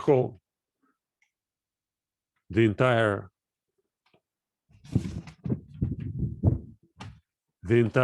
notebook of Ecclesiastes, and it's I wrote it in both in Latin and in Russian. So like one sentence, like there's a sentence in Latin, and then there's a translation, like a Russian translation. And in 2014, I remember I struggled. So I had one of the most beautiful relationships which I had in my life. It was the summer of 2014. And I was, I lost this relationship at the end of the summer. And I was so upset about that. And it almost made me crazy. I mean, it was the moment in my life when I felt something. Yeah, it was an attachment, of course, and I had to figure out how to deal with this attachment. But it was so powerful. I mean, I still remember those days when we broke up, and for 3 days I was like dying spiritually. I was, man, that's all. So I lost all my motivation in studying and doing anything. In just, I was basically what I was doing these days. I was walking around the city and tried to lose myself. So I could walk for 5 hours just everywhere. Like next day, 5 hours, and like then I went to Rostov. There was okay. That's I don't want to tell the whole story. I want to just say that it was hard for me to get over after these relationships, but exactly at this moment, it was September probably, I rewrote this book and I decided to memorize it, and it helped me tremendously. I mean, to rewrite it, it took just, there's 22, no, there's 12 chapters, and I use like one day, one chapter. It's not too much. And then I memorized but not in Russian, only in Latin. So I memorized the first chapter, like 18 sayings. So all this, verbo ecclesiastes, fili David regis Hierosalem, whatever. And yeah, I was, just keeping them in mind, and it helped me to recover, of course, to get over. But it's not just about recovering. It's also you have something in mind, like this powerful book. And I wanted to memorize the entire book, but unfortunately, I didn't have so much intellectual power back then. So after memorizing the first chapter, I shifted to something else.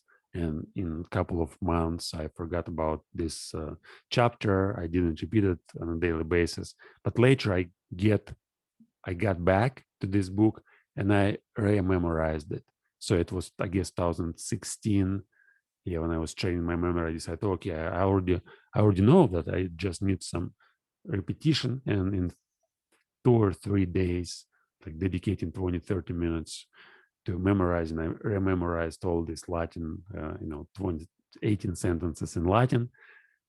Yeah, and then I was repeating them for a couple of months or weeks from time to time, and then I forgot about them. Now I don't remember again. I know it takes me just 20, 30 minutes to maybe an hour to relearn it, but now I just don't want to do that since The first thing I want to learn is this preface of Nietzsche. But yeah, just try to figure out what I'm talking about.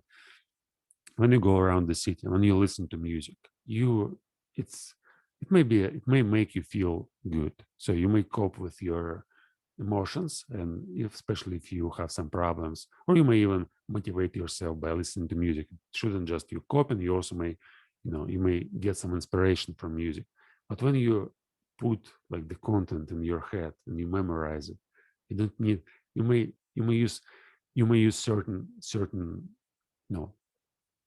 ideas or certain whatever poems, songs, to keep them in mind. It's just the second way. So the first way, you just listen to music. So you want to energize yourself. You put headphones in your ears and you go around and you feel good.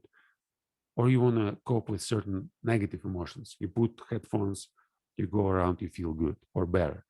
The next, like, kind of more sophisticated way. So you memorize things. You memorize poems. You memorize certain pieces of text, which help you to get over when you need to get over from something, and which help you to boost your mood when you really want to achieve some sort of creative mood. So there's, let's say, neutral mood, neutral mood. You don't feel anything, but you want to feel good. You put music, you listen it. In the same way, there's neutral mood, but you want to feel better. You remember some poems. You know which poems make you feel good. You memorize them, or not just poems, maybe songs, maybe just pieces of text, like, a preface from Beyond Good and Evil. You remember it, it makes you feel good. The more advanced thing, it's thinking. See, now you may sense what I mean by word thinking. So you have thinking, and it's always present. It's always here. If you develop it to a certain level, you may use it as you use music. And the difference here, I have problems to explain. It's like what I'm trying now to describe. It's like the same as describing consciousness. So it's impossible to describe what is actually consciousness. The same is here. So it's very hard and almost impossible to describe what I mean by the difference. But it's for me, it's my experience. So I remember when I was listening to music, and the first time when I started like listening to it all the time, it was 2006. I bought a MP3 player, and I started like listening to my favorite musics, and it made me feel amazing. I mean, it made me feel great. I could listen the same songs for hundreds and thousands of times. And I was going to the work. I didn't like my work, but then I put on my headphones. I forgot about everything else. I was just, okay, I'm like a robot. I'm going and accomplishing my work. And it made me feel great. And really, and I listened to music all the time whenever I was alone. So if I like go somewhere, go for a walk, I listen to music. If I, you know, uh, play video games, I listen to music. If I go on bus, I listen to music. Whenever I'm alone, I always have my MP3 player. I put headphones and I listen to music, and it was like 4 or 5, sometimes more hours every day. I was listening to music, didn't think, but then I discovered thinking. And the first time, this realization is just blew up my mind. It was like, wow, is that possible? Like I can get this from nothing? Yeah. You know what I did? It was 2008, by the way. Yeah, I had, I had my, damn it. I tell you, wait. Ah, I had my MP3 player, and I bought it in credit. Like I didn't buy it. I got to the shop, and I didn't pay for it. I take credit. I don't know how to say it. I guess taking credit isn't appropriate way of saying that. There should be some other idiom or phrase, whatever. So uh, I had to pay for it each month, like 500 rubles, whatever, and it cost 5,000 rubles, and it was 2008. By the way, it's like $200. It cost this MP3 player. It was advanced player with pictures. So with a display, there were some pictures, very expensive, and the quality of voice was good. And at some moment I realized what was going on in my brain and thinking. You know what I did? And it was after, no, I guess I didn't pay fully for this MP3 player. I just take it and I throw it away. You can imagine, like you can't imagine, since it's the same. For me, it was the same as if you realize something right now just by watching my stream, and let's suppose you're listening to it while walking somewhere. So imagine that you take your phone right now with all its information, with all your personal content which you like have here, and you throw it away just like that. Just throw it to the, you know, not with force, not with, you are angry and you just throw it, and like, no, with an intent to destroy it. No, just, wow, I no longer need it. I may use my thinking all the time, and my thinking is way more powerful. Makes me feel different, like this feeling which I have from listening to my favorite music, which inspires me, which makes me feel whatever I want to feel. It's like on a scale from 1 to 10, it's like on 1. And thinking, it's, well, at that time I learned what is thinking on the level 2, so it was like twice as uh, more as influential as music. But later I learned what means thinking like 3, 4, 5. Yeah, and I guess in 2016 I reached the level where my thinking was like not 10, probably maybe 9. So I could use rational language in my thoughts at the level where it's just, whenever I use language, and by using language I mean just being conscious. So it's not like talking to somebody or reading a book or writing. It's basically thinking.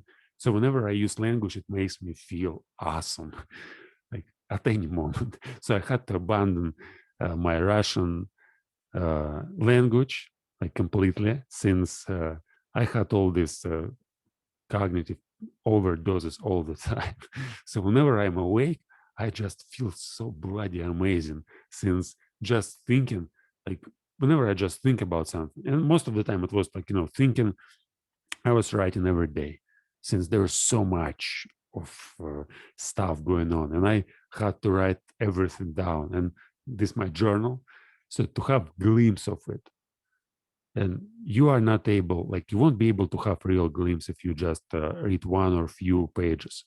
But to have real, like to really understand what was going on, you go here, like you find this site, Prozero, the internet. If you don't know English, don't worry.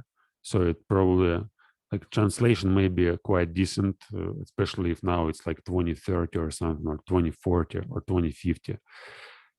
So you go and translate, or maybe I'll translate it later in English, or somebody else will translate it in English. So this is like, it's called the Diary of the Crazy Man. You go here, there's 1029 notes. You read them all at once. So the only way to understand it is reading them all at once. So you go at any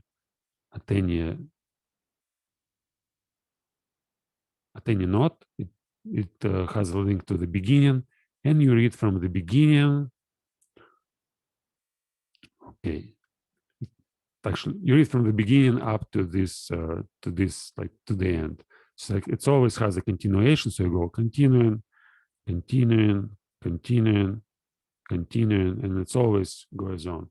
So it's like it's just diaries, but besides, I was writing lots of poetry, lots of literature, describing actually like my stream. Like first, it was just, when I started writing my diaries, it was just describing what was going on around. And eventually I got to the stream of consciousness, and most of my writings, it was about my stream of consciousness, like what was going on in my mind, some brilliant ideas which I attempted to describe.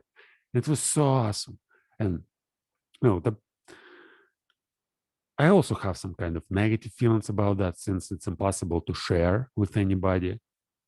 So you try to talk about thinking and say, no, thinking is like this. So it's, imagine you are conscious and you have this experience and you have all this powerful emotion, And it's just one thing. It's just like stage one. Imagine that you have another consciousness, like different consciousness within consciousness. And this is what is thinking. So you have a different world, like stream of consciousness.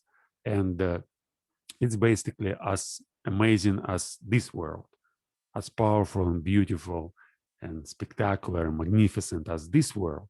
But you have to discover it. To discover it, it's not just, stumbling accidentally upon it. It's going and doing certain work. So you basically have to learn how to think. You have to improve your language. You have to work on your language for years. And it's not just studying like Russian language or English language or any other language. It's basically learning how to think. And by learning how to think, it's like learning how to write.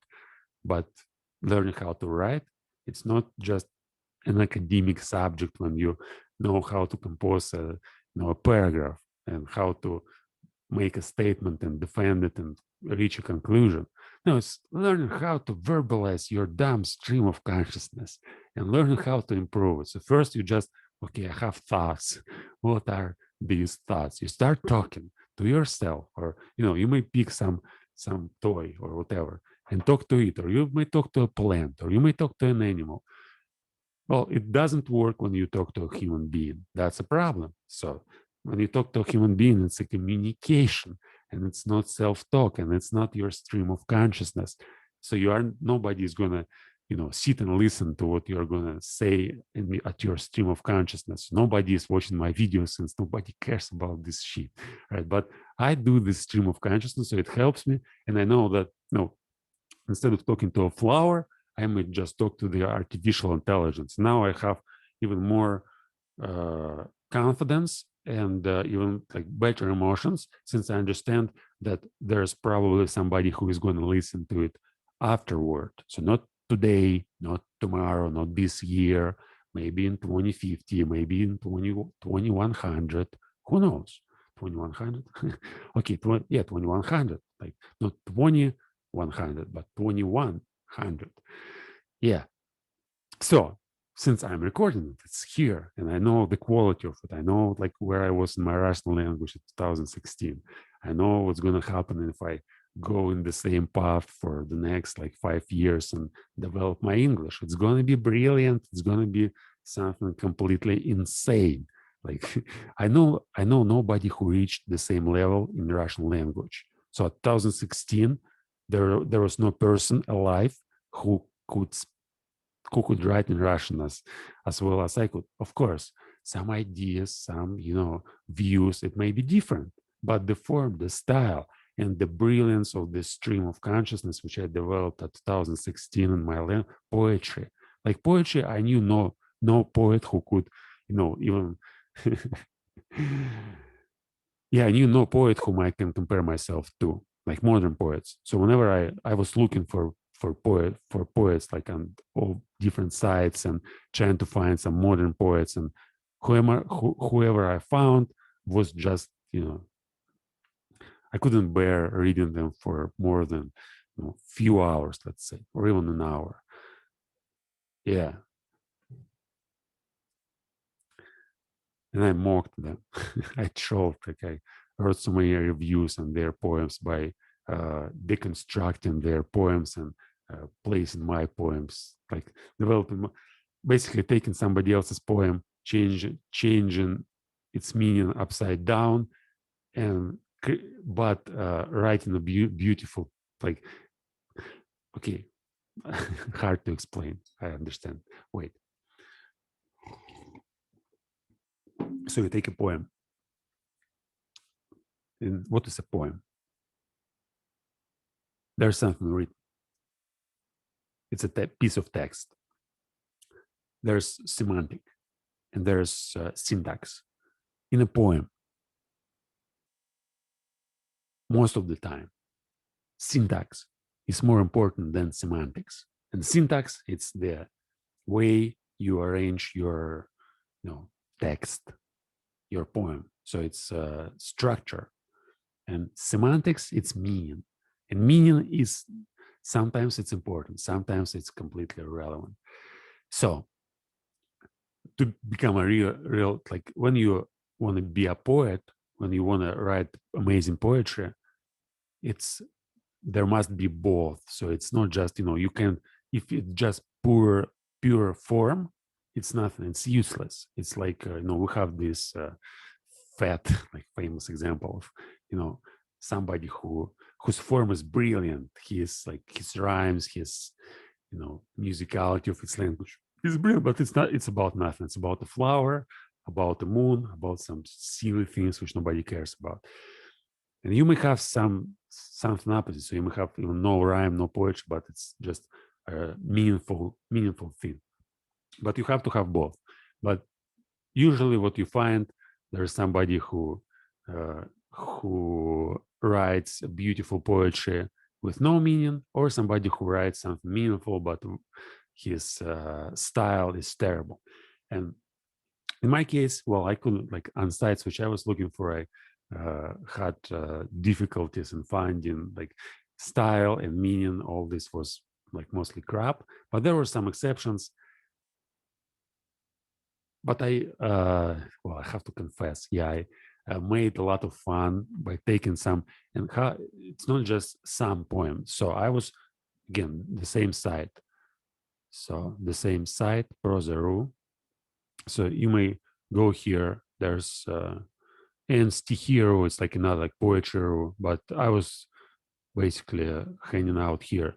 So you go here. There's nonsense. So there's recommended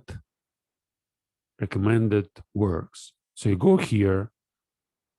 It's not recommended. There's rating. So rating, is it rating? Like rating?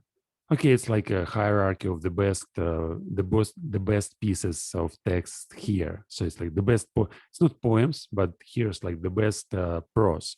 But there are lots of poems here as well. So I went there.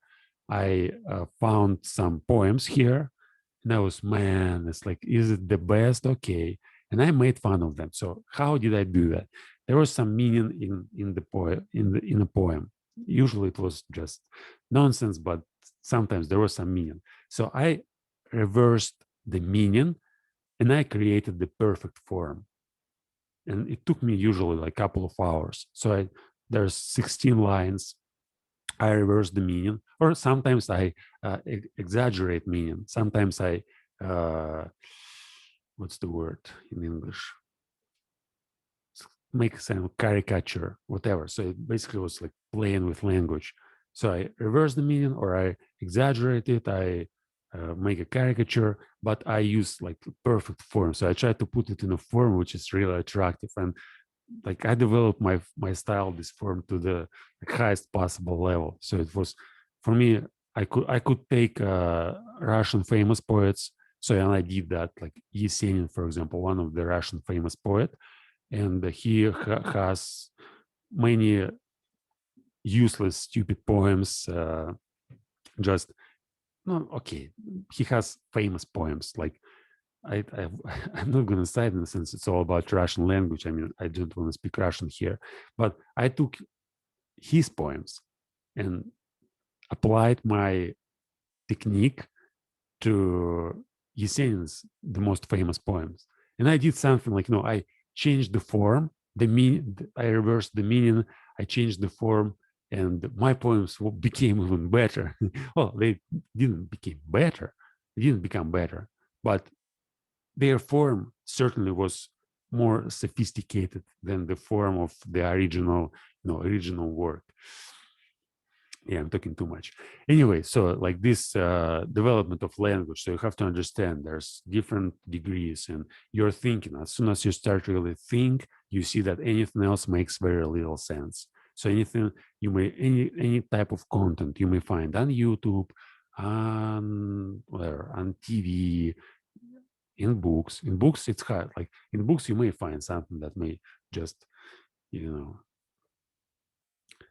question your idea of the quality of your thinking, since that's exactly what's going on. So you think, and then you take a book and you say, damn it, my thinking is better than what's going on in the book. And the book, it's like you don't take any book, you take something like Beyond Good and Evil. So you take this book. This is one of the most powerful books which have been ever written by humans. This book, Beyond Good and Evil, when like, okay, according to my personal view, of course, I'm not going to dogmatize and say, this is the book, this is the Bible, you all have to read it. No, what I'm saying is that in my personal history, this is one of the books which had the most powerful impact on my thinking. I read it for about 10 times in both. It's like in two languages, not in the original, by the way. It's like in the original language of this book is German, and probably I'll learn German later just to read this book in the original.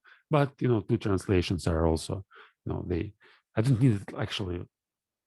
Yeah, to understand style, of course, German style probably. I don't sense, but for me, even translation in Russian and German language, there, you know, they have similar structure.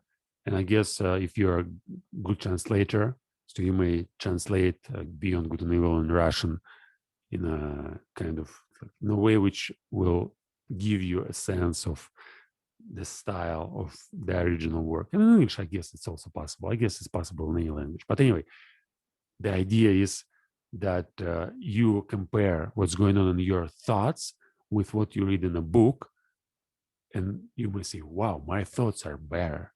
Like what's going on in my thoughts, how I think is better than this book. Of course, now I'm not saying that my thoughts are better than this book, but when I was reading in Russian and developing my thinking, so I got to the level where my thinking, whatever I was thinking, and also writing, since thinking, it's like just thinking, it's nothing.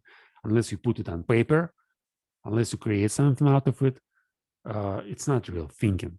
So thinking is just a basis for knowledge which you may, or not knowledge, or texts or information which you may convey in words and put on paper or in speech. Of course, you may also have a conversation and you may talk about it.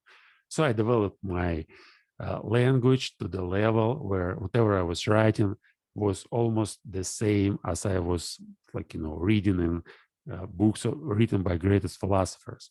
And it wasn't the case at 2008. So my journals like this, which I mentioned, like, showed before, this Prozaru, it's like going from a fucking idiot whom I was in 2008 and 2007 to the level like, and by fucking idiot, I don't mean like individual, I mean language and description and style and thinking and all sorts of things which it brings with it.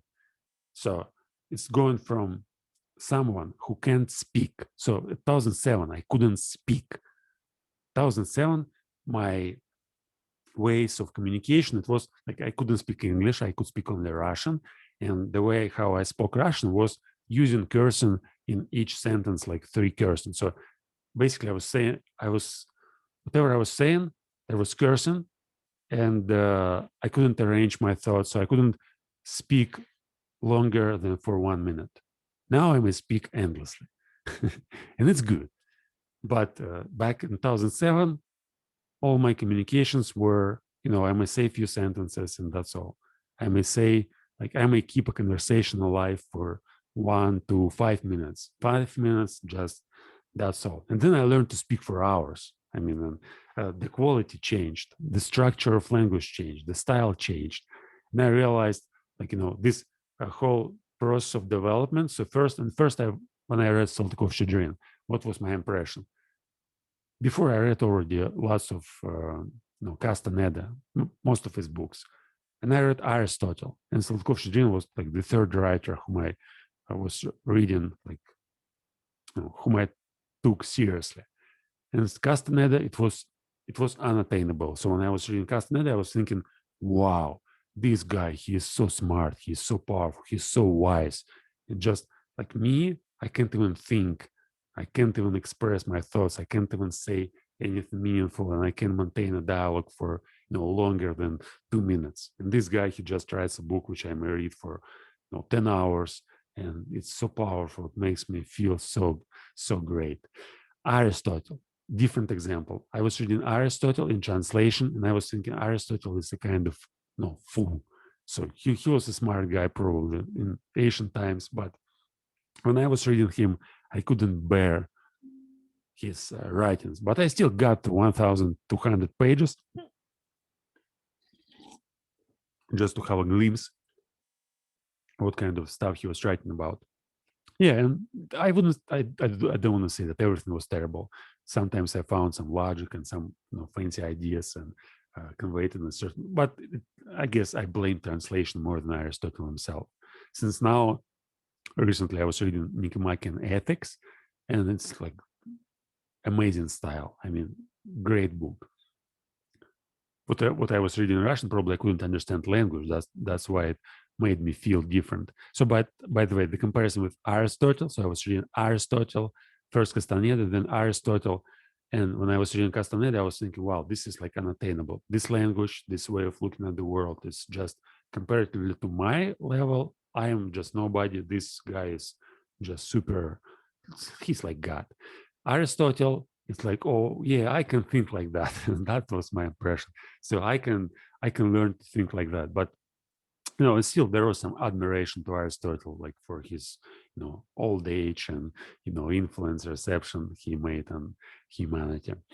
But I didn't have like the impression after reading Aristotle. Maybe some, yeah, I developed an interest in studying. So, and after reading Aristotle, I had this idea that I'm going to go to university and study law, but I didn't want to study law. I wanted to study like, these ideas of state. What is the state? Yeah, in Aristotle, there was democracy, politia, aristocracy, oligarchy, and monarchy, and tyranny. And like these distinctions, and I've read them, and I like it made me think about them, and I decided like, I want to know in depth like what it means, and I'm going to go to university and study all of this. But I wasn't impressed by his style. And then I got to Saltykov-Shchedrin, and this man, it made me like, well, he was a satirist. Like he was writing in a satire style, and he opened my eyes on myself. So he basically, most of his characters were caricatures of intellectuals, of workers, of students, of just usual people, of aristocracy, of like ruling class.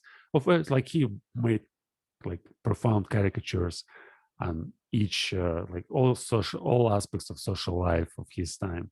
But what I found, it was like my life. I found myself in these characters, like almost in all of them, like all this stupidity, all like it became clear as if somebody showed me myself, like in a movie, and this was a movie about a fool who doesn't know what he is doing and who talks about things he doesn't understand and who believes in things he's like just stupid idiot.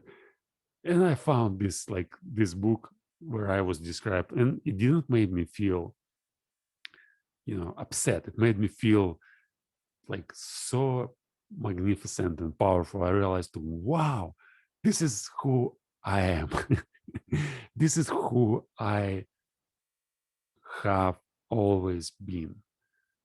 And this is what I can change, since at that time, after reading Castaneda, I already started doing something to to transform my life, my personality in something different.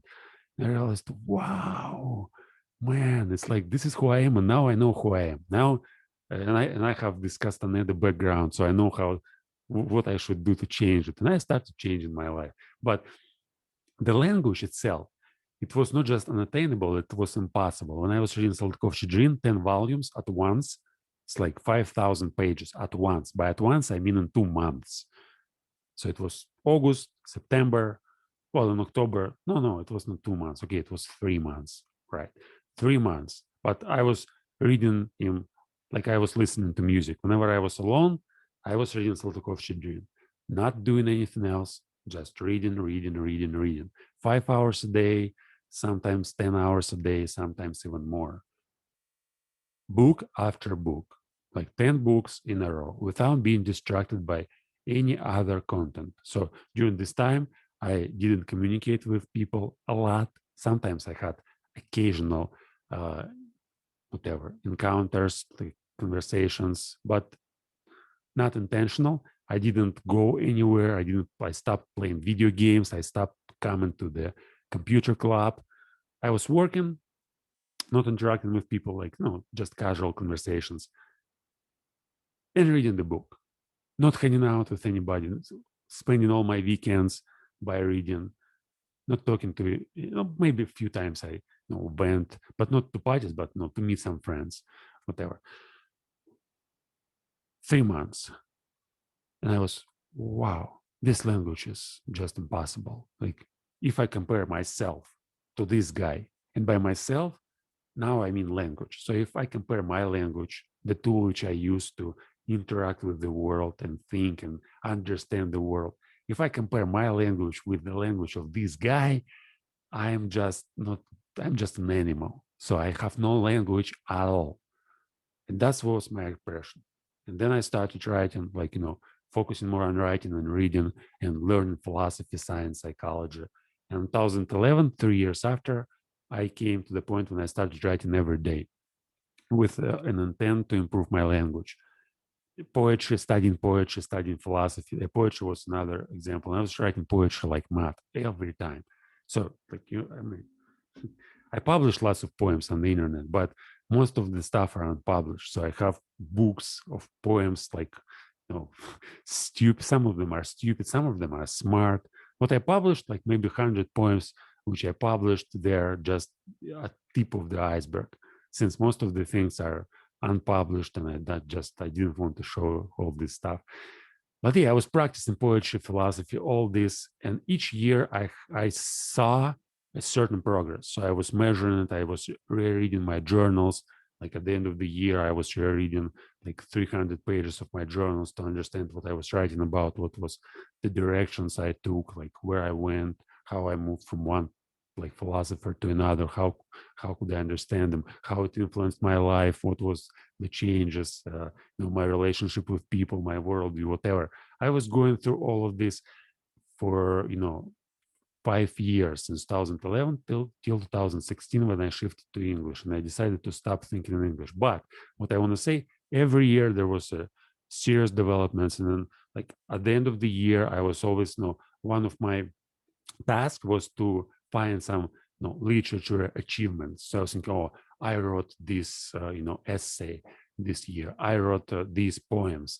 I wrote this book, or not book, but some article, let's say, but long article, like a story. Or I read these philosophers, and that's basically was my like ways of looking at what I've done.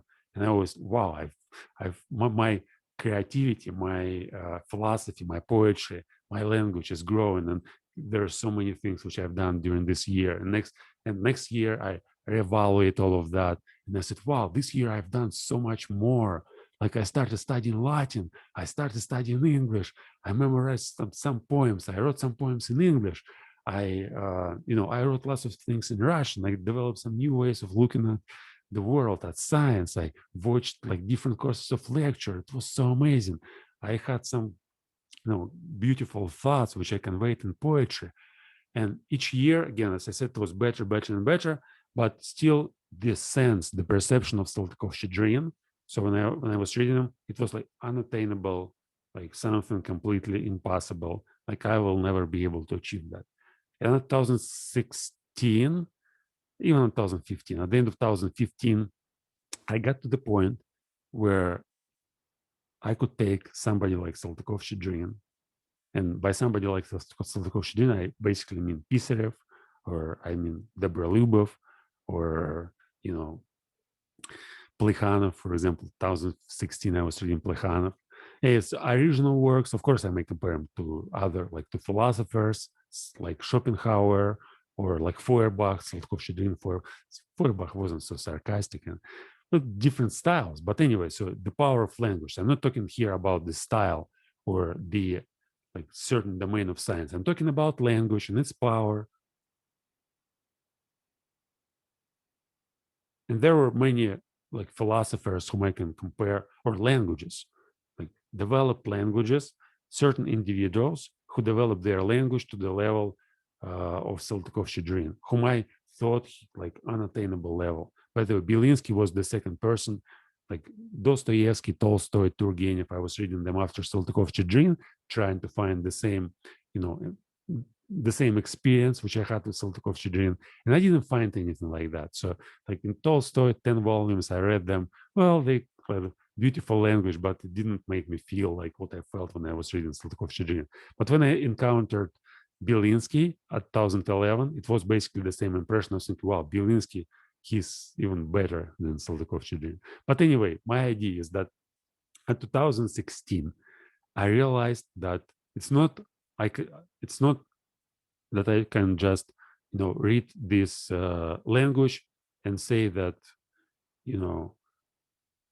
my language is almost the same. No, it's like my stream of consciousness became almost as clear and powerful and attractive and whatever as the language which I discovered in books written by greatest philosophers and writers. And I was so amazed. And wow, it's like now I at that time I tried to read Saltykov-Shchedrin, and I was saying, man, it's like I can write like that and even better. So I compared his writings with my writings of 2015, my fairy tales with his fairy tales. And I would say, man, my language is better now. So 2008, Saltykov-Shchedrin, unattainable ideal. No way to get to the same level. No way. No matter what I'm going to do, I am just, this guy is God. And I am, but okay, no way. Let's try it. It's like, it's not no way in terms of agnostics. It's no way in terms of skeptics.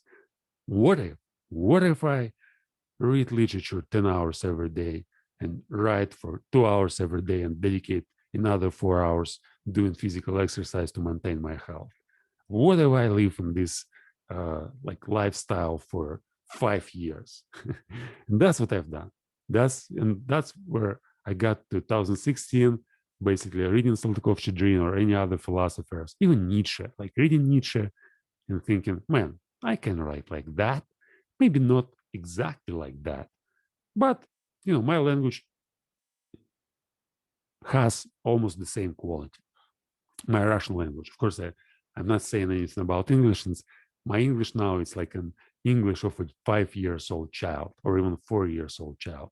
So I need like 10, 15 years more to develop the same quality of language which I had in my Russian language, which is insane, and which I'm working since in Russian language in 2016, as I said, I realized that there's nobody who can write whose language is as powerful as mine. And I didn't want to use it in terms of, manipulating people and creating ideologies or, doing business or all sorts of crap. No, it wasn't important for me. What was it? Like having thoughts. And just having thoughts, it made me insane since now I wake up and during the whole day, I'm thinking. And it's like every day and writing and doing self-talk, whatever, studying poetry. But it's like, imagine that you wake up and you don't need to do anything.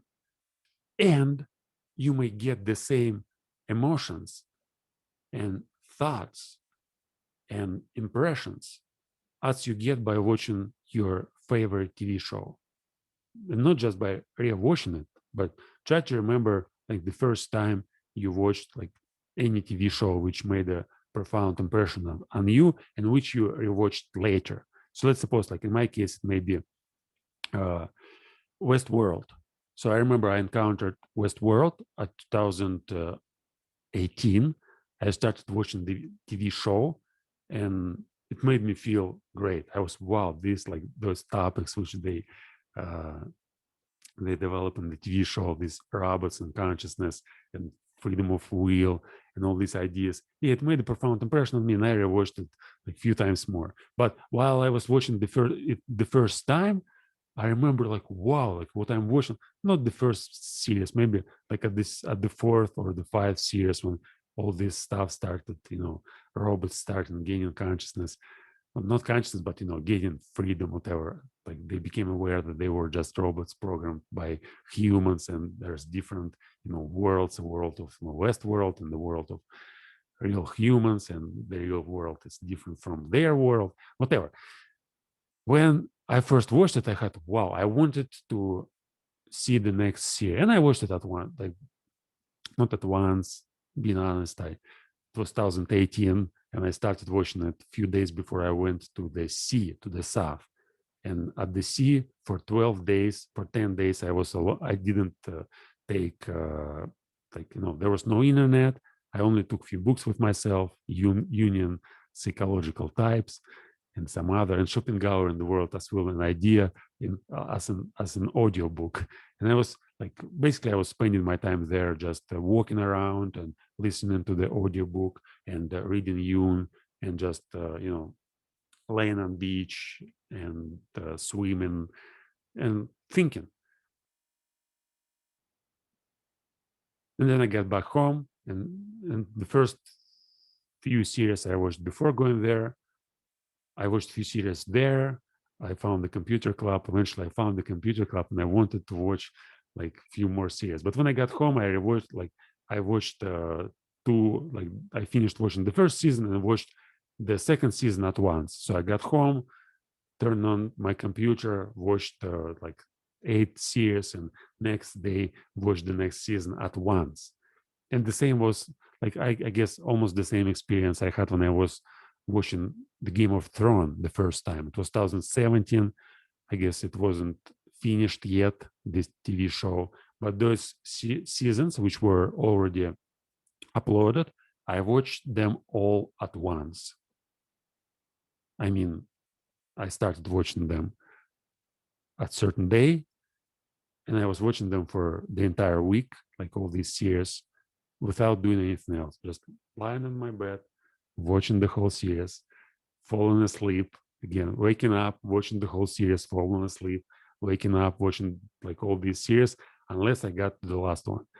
And then, like what I'm trying to describe here, it's like try to imagine like that you probably watched them once, maybe a few series at once, doesn't matter. Try to imagine that this state of awareness and consciousness and these feelings and these thoughts which you have when you watch your favorite TV show, when you are really excited about what's going to happen next, when TV show makes you feel good, TV show makes you feel surprised and curious, and you are in a special mood, and probably after watching TV show you are still in a special mood for a couple of days or weeks or months. And imagine that you may have all of these without anything at all, just by thinking. Maybe your fantasy. So, what is TV show? It's also a fantasy, like Game of Thrones, whatever, Westworld, Lord of the Rings. It's all fantasy. But imagine that you may have such fantasy without the fucking internet, without any like Netflix, whatever. You may have it just in your mind. All you need to do, develop your language to a certain level, to a certain perception. And this was my experience. So what I'm saying about these differences in language and in experience, so you develop your language to the point when you don't need anything at all. All you have, like all you need is just free time to think. That's all. And I want to get back since I'm talking for more than an hour about it. And actually, no, this is how I'm going to read this book, by the way. So that's what you may expect. I'm going to read a few sentences, find something exciting to talk about, and go and talk about it for an hour. And then get back and continue reading the book and see how it's going to, like, yeah, when I made the assumption that I will spend like 100 hours reading this book, it probably was just a joke, since I guess it's going to take 1,000 hours to get through this book in this way. But why not? Let's do that anyway. So my idea, which I was trying to develop this whole hour, was about capitalism as an ideology, as a dogma. So you may have this dogma, like that's what you need to do in life: earn money, and earning money is what makes you happy. The more money you have, the more freedom you have. I tried to oppose it and show you how my personal experience changed, like not like, okay, I try to show you how you may have a different experience, different goals, different values, and just pursuing these values, you may survive in a capitalist late state capitalism society, but do something different from what everybody else is doing, and not being enslaved by the dogma, by those people who tell you that labor is made a human out of an ape. So, like everybody must work. No, it's bullshit. Not everybody, not must, not work. It's all dogma. It's all ideology. So what's going on right now in modern world, in USA, in Europe, in Russia, in like China, everywhere, but not everywhere. Like at least in these industrial countries and developed countries, whatever names they use to describe them. It's on the surface. Everybody is chasing money. Everybody's like playing this capitalism game. You go deeper, you see it's not the case. So you may play your own game. You may play philosophy game. You may play science. You may play religion. You may play all sorts of games, right? You may play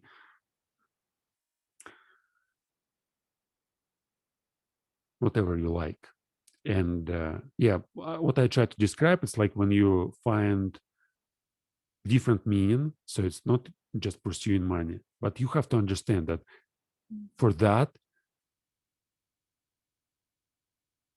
it's not as easy as you may, get enough money and like have not necessarily $1,000,000, but have $100,000 in your bank account, and then you may dedicate yourself to philosophy without worrying about money. No, it's not going to work like that. To stop worrying about money and to stop playing this game, you have to get rid of the idea that money is necessary for your life. See, you don't have to have $100 on your bank account. You have to have zero, zero. This is how you think when you play a philosophy game. No money. You may have a stupid job, which you have to do few days a month or 1 day a week, which is enough for you to buy food, to pay for your apartment if you have to pay for that, to fulfill your basic needs. But the idea that you have to have money, and the more you have, the freer you are, it's nonsense. So to get rid, to escape this game, capitalism, you have to understand that money is not important at all. What's important? Developing a relationship with the world. So when you develop a relationship with the world, you may understand that you like your life may be like it's a different way of looking at the world. It's like Castaneda has a term, an assemblage point. So it's like assemblage point is something that you may shift and you perceive a different world. So if you are able to shift your assemblage point, you may like literally see a different world. So and it's like I use it as a metaphor. So you may think about like now your assemblage point sees this capitalistic world, and for you, my words may be nonsense. You may say, how am I supposed to live if I have no money? Or how am I supposed to live on $100 per month? It's impossible. I have to pay for this. I have to pay for that. Then die. So, or don't pretend that you're doing philosophy and not playing this capitalistic game. If you want to play the game, the philosophy, if you don't want to play capitalism, once again, I want to emphasize it more. It doesn't work that way, that you get enough money and you may do philosophy having not even having $10,000 in your bank account. You have to have nothing. All money you have, you invest immediately in your personal development. If you have business, you may have business. It may provide you with goods, with certain money. You may invest more. The problem is here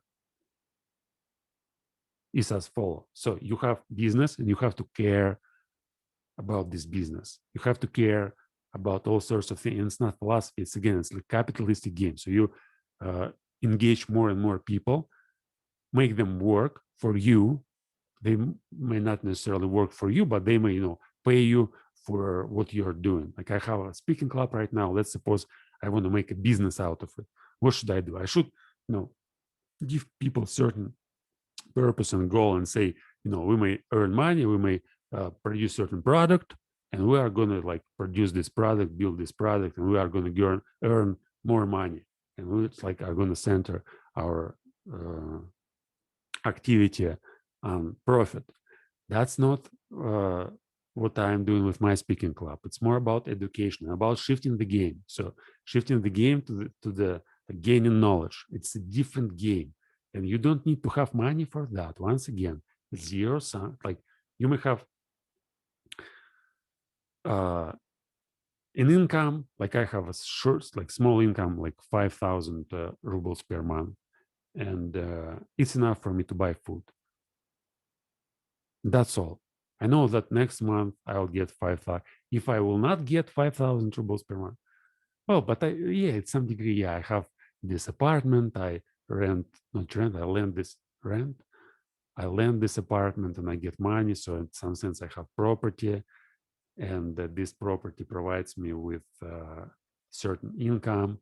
And I'm not playing a philosophy game since I still depend on money. Yeah, to some degree, it's true, but. Maybe that's why since I started studying English, that's what happened. Actually, it was very, now I figured something out. Well, I was aware about this. And probably this was what called me back. I wanted to do philosophy, but I couldn't really read anything and couldn't concentrate on anything. Okay. There's something that I can't explain right now, but before I started developing my English and studying English and developing this club at 2017, I actually had a real job. I mean, I was a sociologist and I was working like an interviewer. So we had a team. I went to different cities and asked people about some political, whatever, what was going on, their views, opinions. And I did it quite rarely. So I knew my budget was like 100 rubles or, $1,500 per month.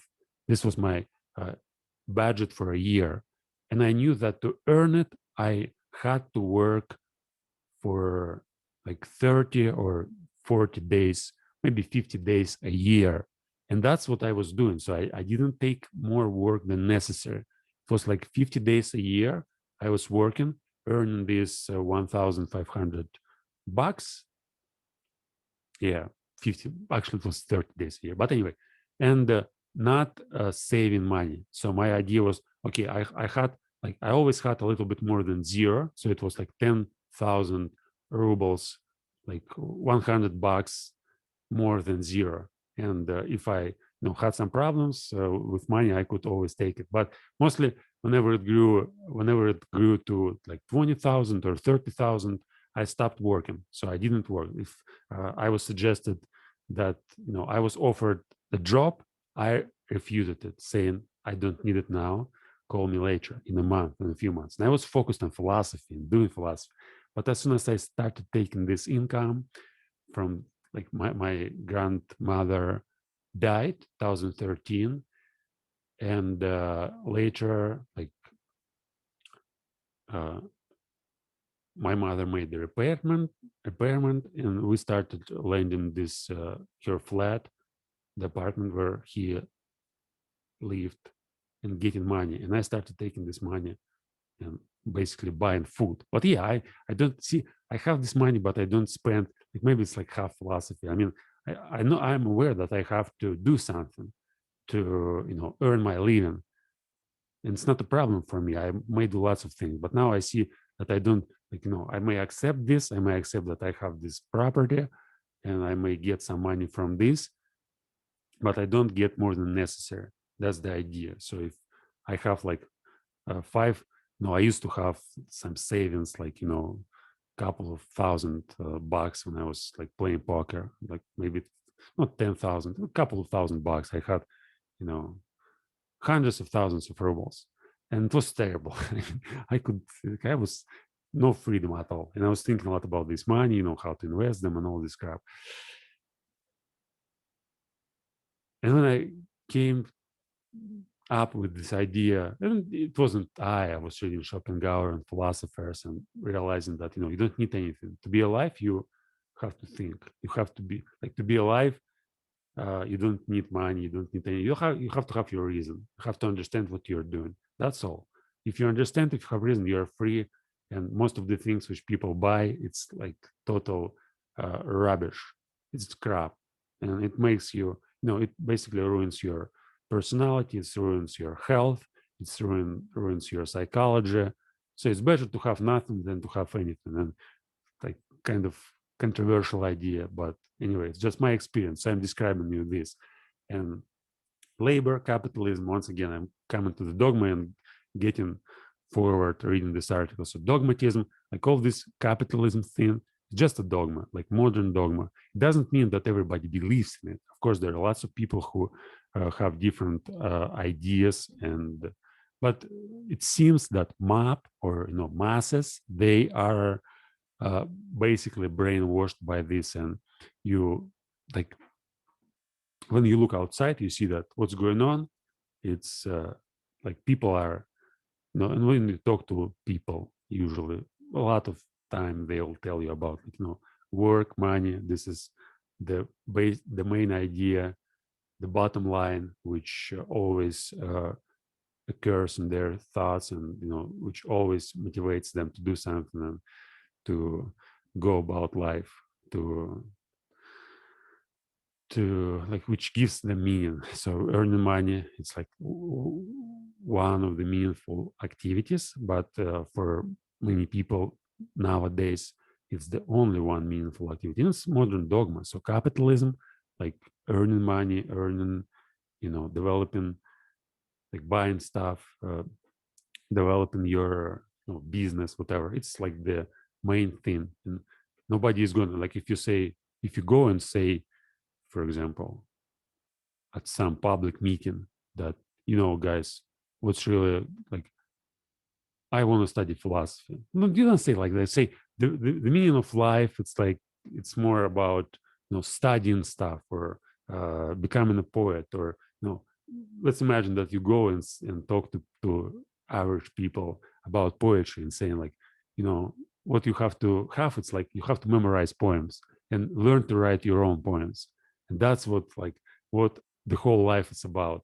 It's like you're immediately will be taken as insane, since say, yeah, you may do that if you like it, of course, but if you go and talk about work and say, no, guys, business, I'm working on my business, this is so amazing, it seems like everybody can understand you. So when you talk about business, everybody, oh, that's cool, like this man earns money, he does something meaningful. If you go and say, I study poetry, I know all, you know all poets, yeah, and I wrote like thousands, not okay, hundreds of my own poems, and I read like countless poems by the greatest poets in history. Or you may say something about philosophy or literature. People are like, what? What are you talking about? Like, does it have some value? Does it have some pragmatic value, utility? You are doing something meaningless. And what's meaningful? Create a business, create more comfort, create more cities, develop all these, whatever. Okay, I'm not saying it's bad. So, of course, it's necessary. If it is the state of affairs nowadays, it must be so. I'm not arguing against it. But I'm also saying that if you want to change something in your life, and if you don't like what's going on, you don't need to change the whole world. You may just change your life, your personal life.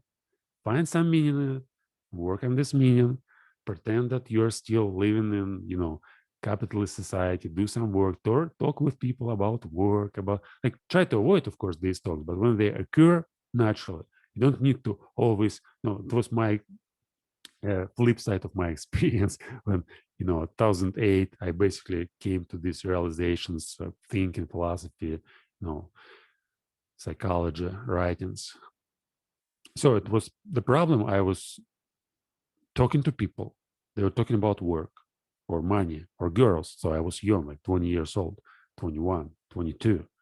And all my peers were discussing money, girls, nightclubs, computer clubs, games, some stuff on TV, some news, uh, sports. And I said, man, what are you talking about? It's all nonsense, like especially work. Like the idea of work is nonsense. Like it's just you know, think about it. You're just wasting your time. You don't need money. You don't need, work all the time. You may spend these 8 hours and invest them in yourself, in books, reading books, studying poetry. And they, what? Are you crazy? Well, yeah, I'm crazy. It was a problem. I mean, I was arguing a lot, and I had a kind of, I had some disgust and contempt, a lot of these feelings. So inside, after these talks with people, being unable to convince them or persuade them to do what I was doing. So I realized this is the right way for me. At that time, I also thought, like, I basically replaced one dogma with another. So now I understand that no, I want to change your life and make you do what I'm doing. But it's not that I'll be upset if you uh, continue and work and talk about money, girls, whatever, drinks, parties. It's your way. I respect it.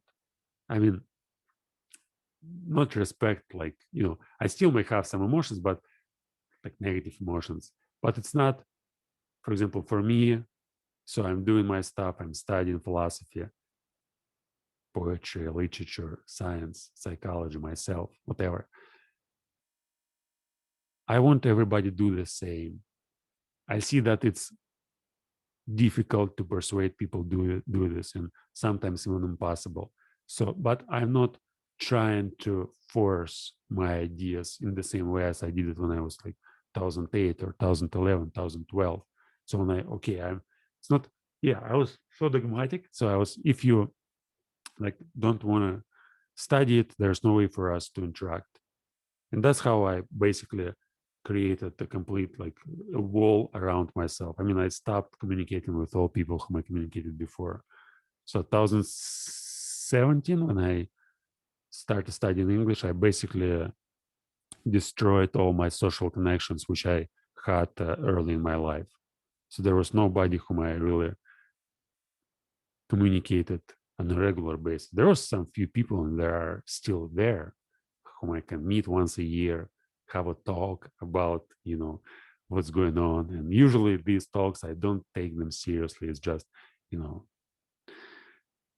I'm not trying to persuade. Like, there was times when I had some friends in 2011, 2012, like some of these friends, like friends from computer clubs, from early life.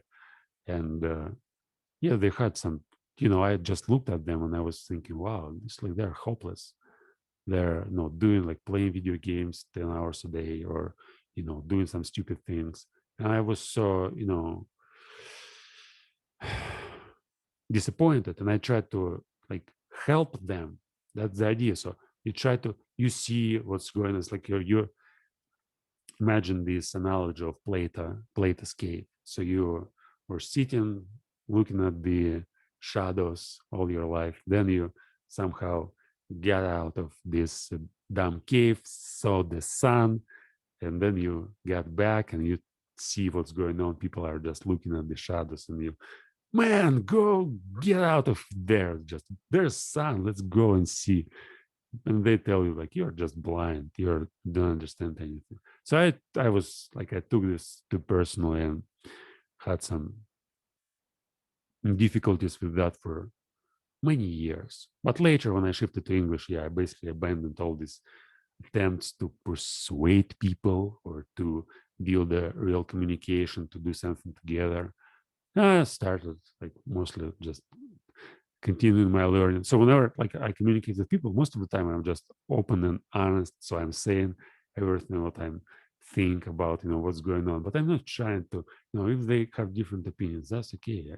Sometimes I may criticize them, but mostly I see that, if there's somebody who wants to study philosophy and language and who has some intellectual curiosity, yeah, I may even develop some kind of relationships and communicate with these people. But most of the time, my communications, they are just superficial, and I don't go deep. So I see that this person, like, he thinks about money, and for him, like, money is important, and what he's doing, like studying all this, it's not important. I'm not trying to persuade and say, look, you have to stop thinking about money and begins thinking about philosophy. No, it's like your way, your life. Okay, I'm doing my own job. I have to think about my own stuff. I don't have time to teach somebody or to patronize somebody or to lead somebody. Anyway, yeah, too much talk. Let's go on. And it was just one sentence, so let's just read it once again. But to speak seriously, there are good grounds for hoping that all dogmatizing in philosophy, whatever solemn, whatever conclusive and decided airs it has assumed, maybe have only a noble pluralism and tyrannism. So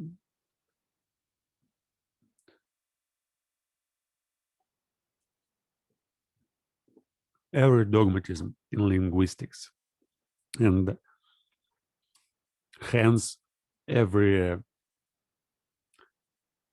basis for culture and for common knowledge, for science,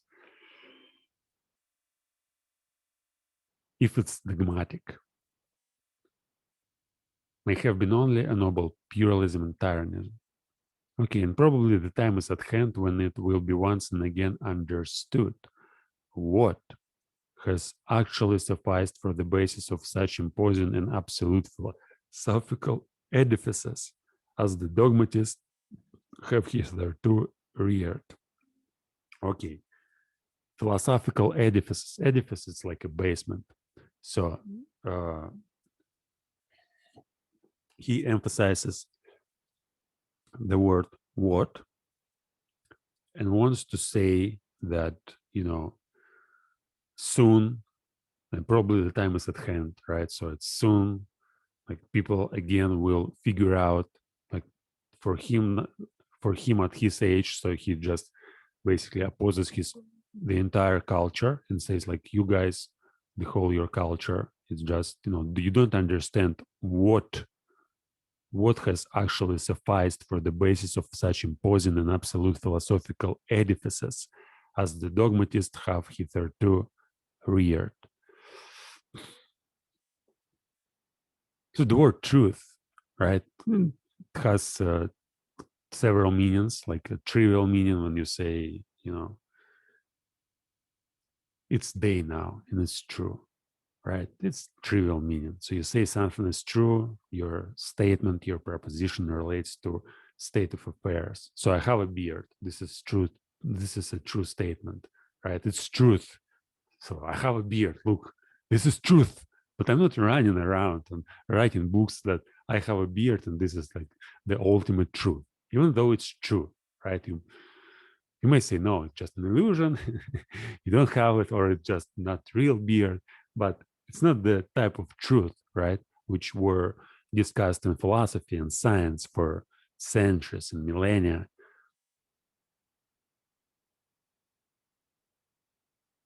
What has actually sufficed for the basis of such imposing of absolute philosophical edifices? So, absolute philosophical edifices.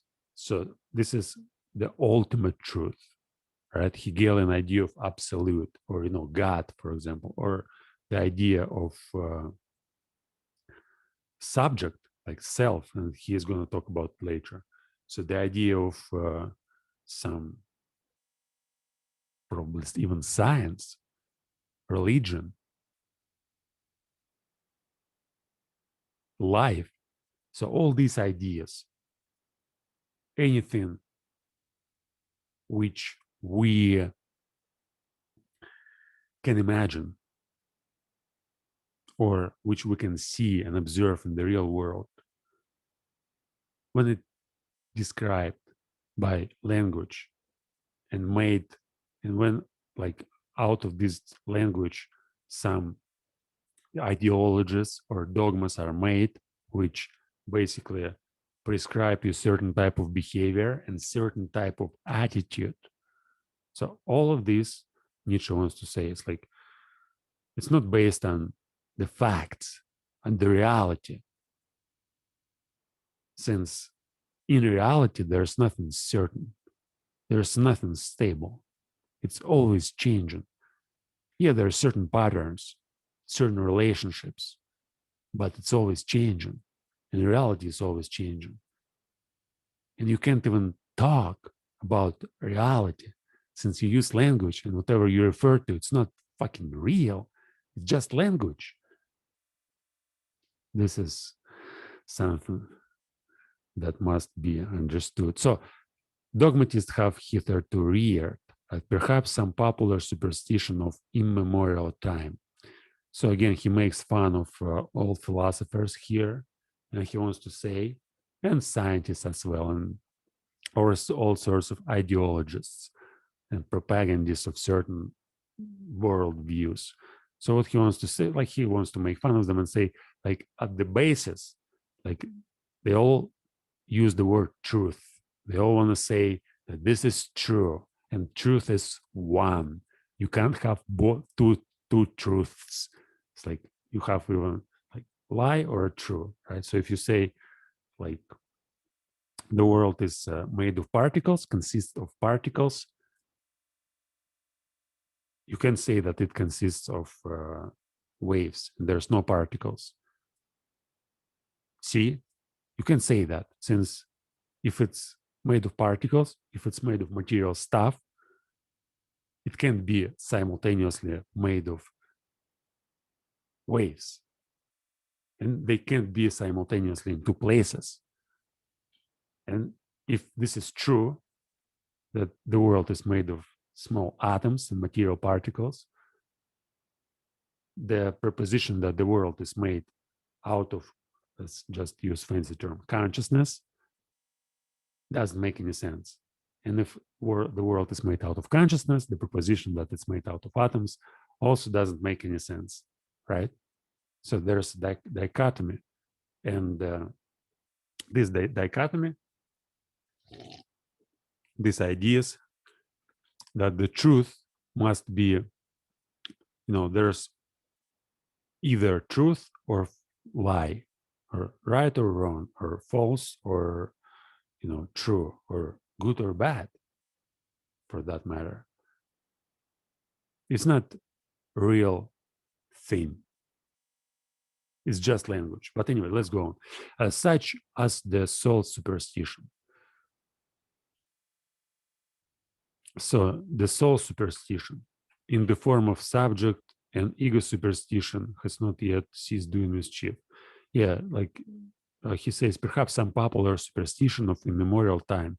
And here he gives an example. So, such as the soul superstition, which in the form of subject had not, an ego superstition has not yet ceased doing mischief. So he wants to say that in the world, in the experience we have, the word soul, something which is like he uses the word subject. Yeah. So in science at the 19th century, people didn't believe in souls. Most like advanced sciences, they didn't take seriously this notion of soul, but they took seriously the notion of subject.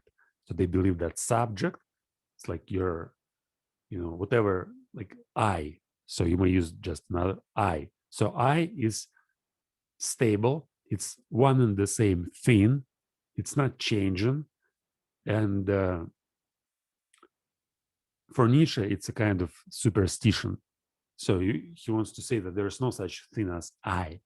So there's no such thing that is permanent. It's also a subject to change. And if you take this superstition like subject and place it in your philosophy and build the entire philosophy on it, like, for example, Descartes, who says, I think, therefore I am.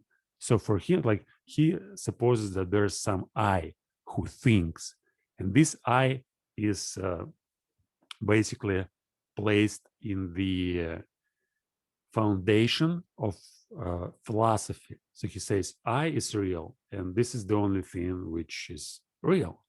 And what kind of I? I who thinks. So thinking is real.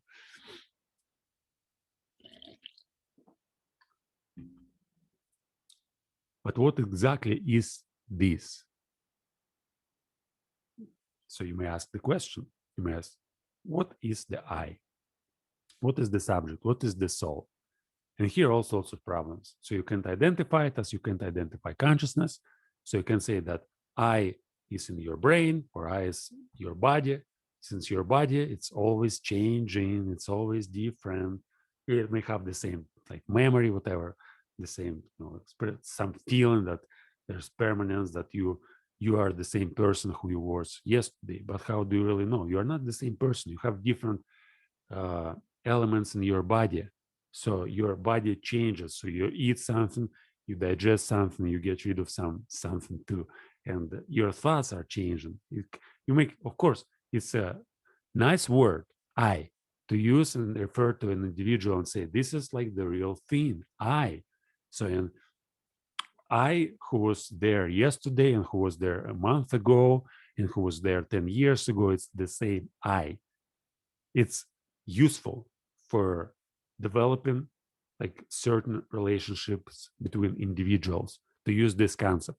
But Nietzsche wants to focus your attention on something deeper. So he wants to tell you that think about it in depth. Like, what is this I? Is it really one and the same thing? So before I was talking for an entire hour about language and about transformation of my language. I remember there was some person who like who used the same language which I use right now. So it has the everything changed. And my voice changed. My language changed. Like I don't use this language anymore. But still there was some person like in 2008 who, let's say not in 2008. Let's say there was some person who wrote this journal, like this journal, and is it the same person who is sitting now here and talking? You will say, right, it's the same person, like it's the same individual, but there's no self. So there's no something that you may say, oh, it was there at the same time when he was writing this, when this person was writing this journal. So I understand that it's me, it's I have this concept, but it's just a it's just a linguistical feature. It's not real, since the person who was there has almost nothing to do. Like in 2008, for example, if we let's suppose that we have a thought experiment. So we take this person from 2008 or from 2006. Let's take this fucking idiot from 2006, like whom I was in 2006. Or I wouldn't say like fucking idiot. Yeah, it's kind of offensive, offensive way of talking about me from the past. But let's take this individual from 2006. Let's consider his life. Let's consider his thoughts. Let's consider everything what he's doing. And let's take this individual who is here now. You must say, no, I just grew up. I changed my person, like my view of the world. I changed my language. I changed my environment. I changed my habits. But it's still the same person, since I have the same memories of, 2006. And I may tell you, like, I may talk for hours about what I was doing in 2006, describing my experience. And I refer to it like my experience, since there was I who experienced that. But if you compare these two, like what holds this is just my memory. But if you get rid of my memory, like there's two different individuals. So the difference between me and you, like supposing that you is not the same individual who listens to this, just to figure out how to improve his speech and language and whatever. Let's suppose that you're a different person and you live somewhere. Let's suppose that now you live, you're not live, you don't live in Russia. You're somewhere else. And I compare like me, the present me, with you. And I must say that if you understand this language, if you understand me, and if you to understand, of course, you probably have to be familiar with some philosophers, and you have to have certain experience which resembles my experience. Otherwise, there's like you probably will not get to this point. You won't be able to listen to me for an hour or 2 hours or how long the hell I'm talking to. You have more in common with me than I have in common with this person who was like whom I was at 2006. And again, thinking about it deeply, like it's not just about the piece of matter. It's also about time. So when you think about, okay, who this body, let's say this body was small, it grew, and with this body there were some ideas and blah blah blah, and some ways of behavior. And this is, you all use the word I to refer to this body. You may say I is like just this body, evolution of this body.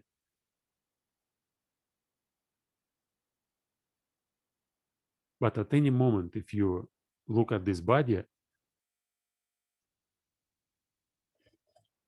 well, it seems I got lost. There was an interesting idea, but now I see that I can develop. But anyway, so the way of looking at reality, so of course, otherwise we won't be able to develop our not just societies but individuals as well. So if you have no concept which describes an individual, and there were such cultures, and they probably are right now in some tribes which have no concept of an individual, which have no concept of ego, which have no concept of self. So for them, there may be no distinction between self and the community, and they may perceive themselves only as a part of the community which they live in.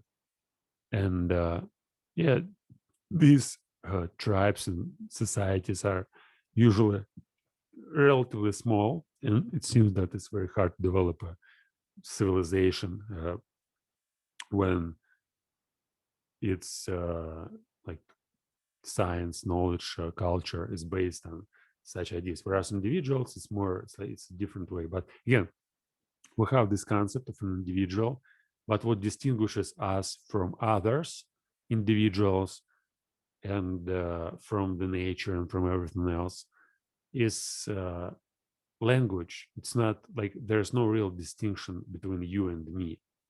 Like when we think about it in terms of like consciousness and mind. So I'm gonna say it's like you may learn everything I learned, and then you may use this knowledge, and you may have the same stream of consciousness which I have. And this, like, it's going to be very hard to say that there's a difference between you and me. There will be difference, right? So you control your body, I control my body, whatever. Like I have my experience, you have your experience. We have different, friends, families, uh, relationships, ideas, words which we use to describe, like, concepts about ourselves, self-image, whatever. But still, if you like, if you think about it on a different level, if you say, okay, is that possible that what I call an individual, myself, it's not something like it's never real. So it's just an ideal. So the whole idea of ego or self, it's a concept which you can't pinpoint and say, this is the thing. Okay, it seems, yeah, I got lost, and I'm already uh, feeling a little bit tired, so I probably will finish with this sentence, and continue reading the next time from there. So perhaps some play upon words, a deception on the part of grammar, or an audacious generalization of very restricted, very personal, very human, all to human facts. So the basis for a dogma. So when we talk about dogmas and ideologies and science, so it always has a basement, or it may have a basement, but there may be many ideas, not just one. And Nietzsche wants to say that it's like grammar, language. So perhaps some play upon words, a deception on the part of grammar, or an audacious generalization of very restricted, very personal, very human, all to human facts. So generalization of certain facts. So we are living, let's suppose now, in ancient Greece, and there's some gods like Zeus and Mars, Venus, whatever. So I may come up with some ideas about the world and about causes and effects. So we have language, there's something that's going on, and I may say, like, this happens because of like A happened because of B, and B happened because of C. And here's like 5, 10, 15, 20 cases. And this is true.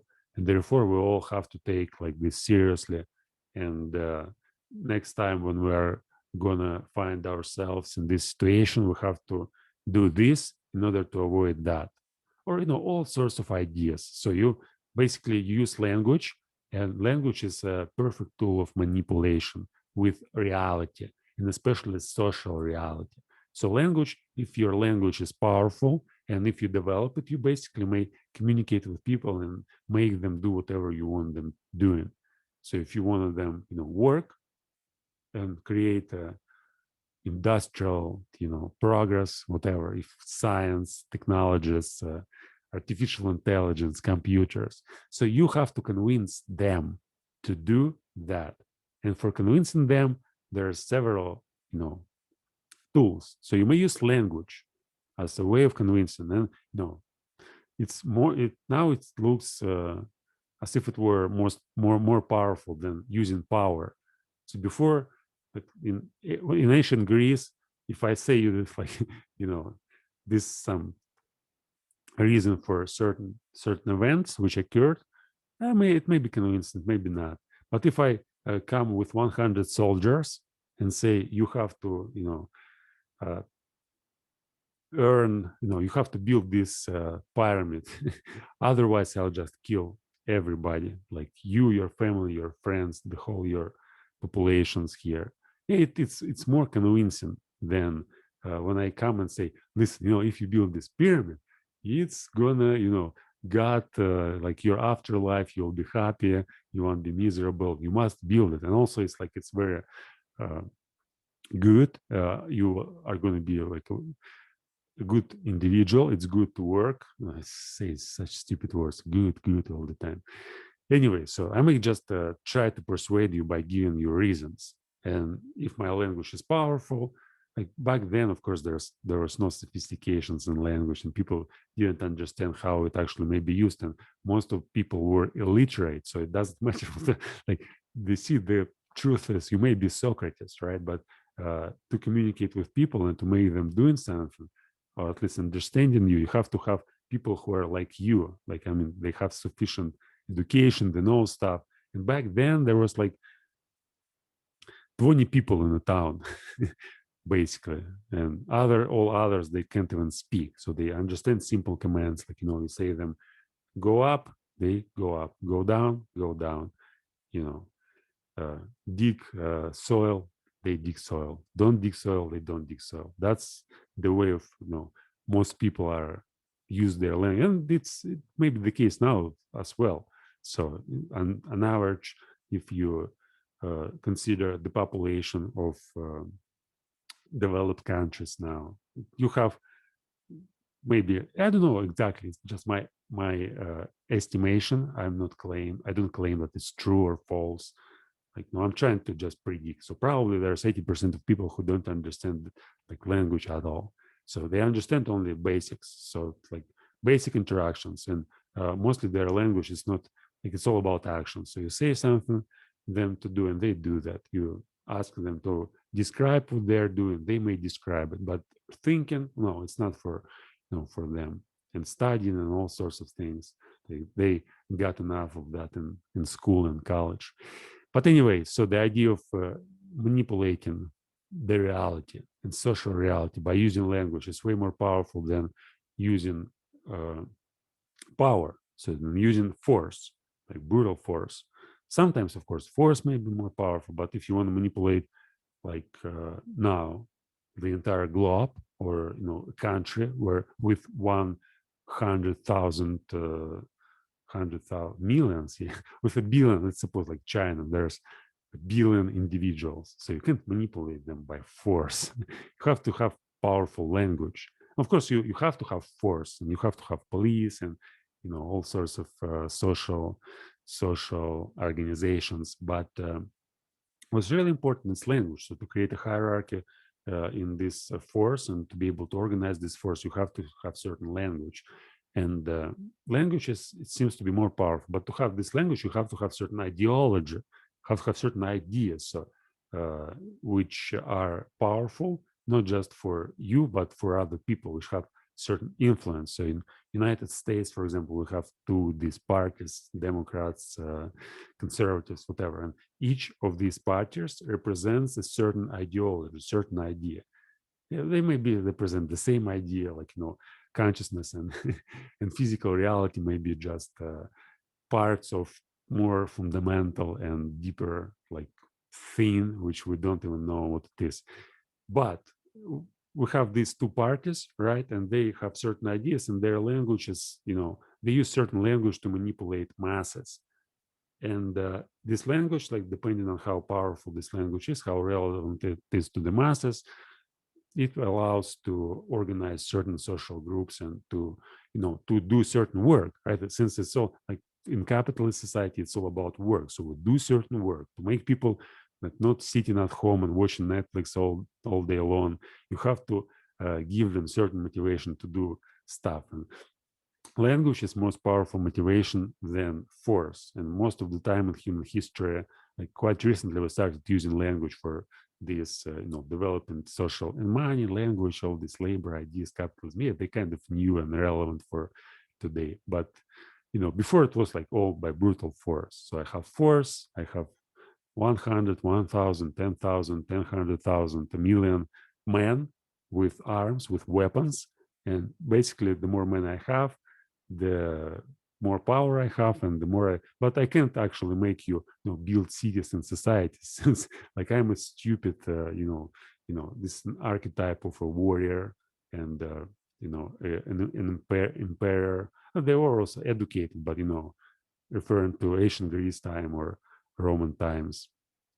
Well, Caesar was quite literate man. But anyway, yeah, I'm not going to go deeper in that. Once again, the idea about philosophical edifices, uh, which are based on some superstition. Yeah, Nietzsche basically wants to mock it and say, like, all dogma lays on the ground. Yeah. And all these ideas, now we see them for what they really are. So he wants to say, like, people believed that there's something mysterious and something sacred about certain ideas which you can't even touch, right? And now, and Nietzsche does, like, he, of course, there's like, you have to understand this, you have to be able to read between lines. Doesn't mean that Nietzsche like only mocks. He says, yeah, it's also a problem, since there's these dumb masses, and they no longer believe in God, they no longer believe in everything.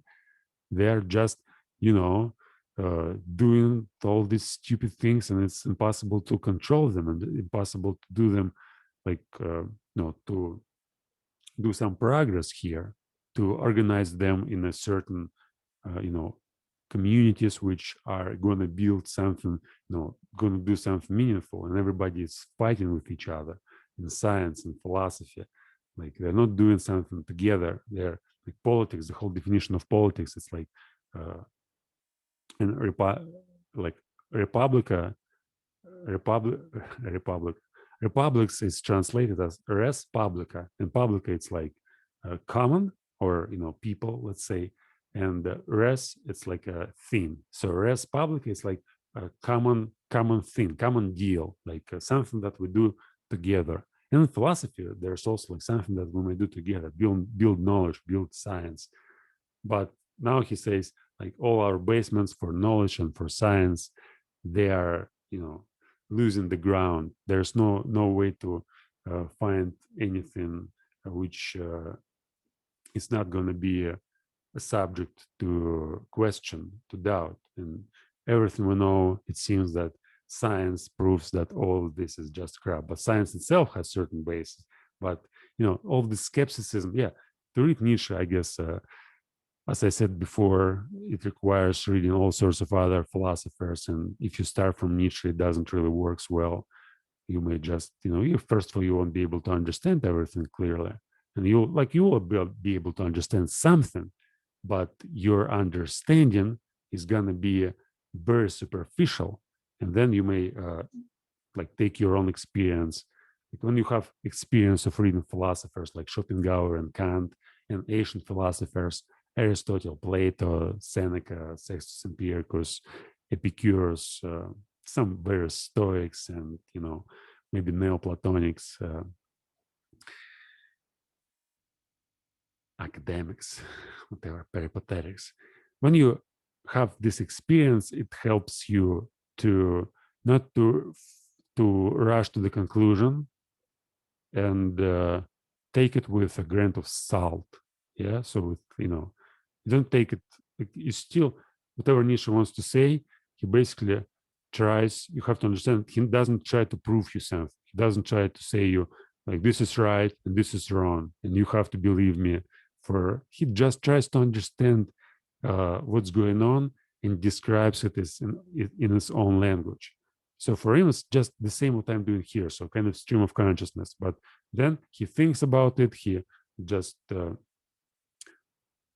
summarizes, like not summarizes, but for him, summarizing is also like some source of nonsense. But imagine that whatever I said today, like for these 2 hours and even more, may be squeezed to one page. And then I have this aphorism. And that's exactly like what's going on with Nietzsche. So he doesn't want to prove you anything. He just plays with language. He plays with ideas. He takes them, he considers them, he tries to see how they work, and he tries to, make fun, not just make fun, but, sometimes he really cares about what he writes, but most of the time it's just playing, just a game, a linguistic game. So he just looks at everything what was done at that moment, and he tries to evaluate it on his own, personal manner of evaluation. So he tries to see, okay, this is what was going on, this is what people did, this is what they were talking about. Quite often, there was a huge mismatch between what they said, between what they did, and he tries to find the real causes and effects, like why they say one thing, do another, why they, what's going on, and yeah, and he's like this preface and this book, and most of his books, but okay, let's just take this one. So it's an attempt to say that whatever you say about good and bad, you don't understand it.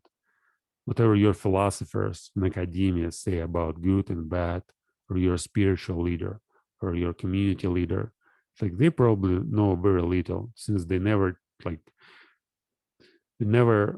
try to really think about it independently. So they always used philosophy, science, not always, but most of the time, okay.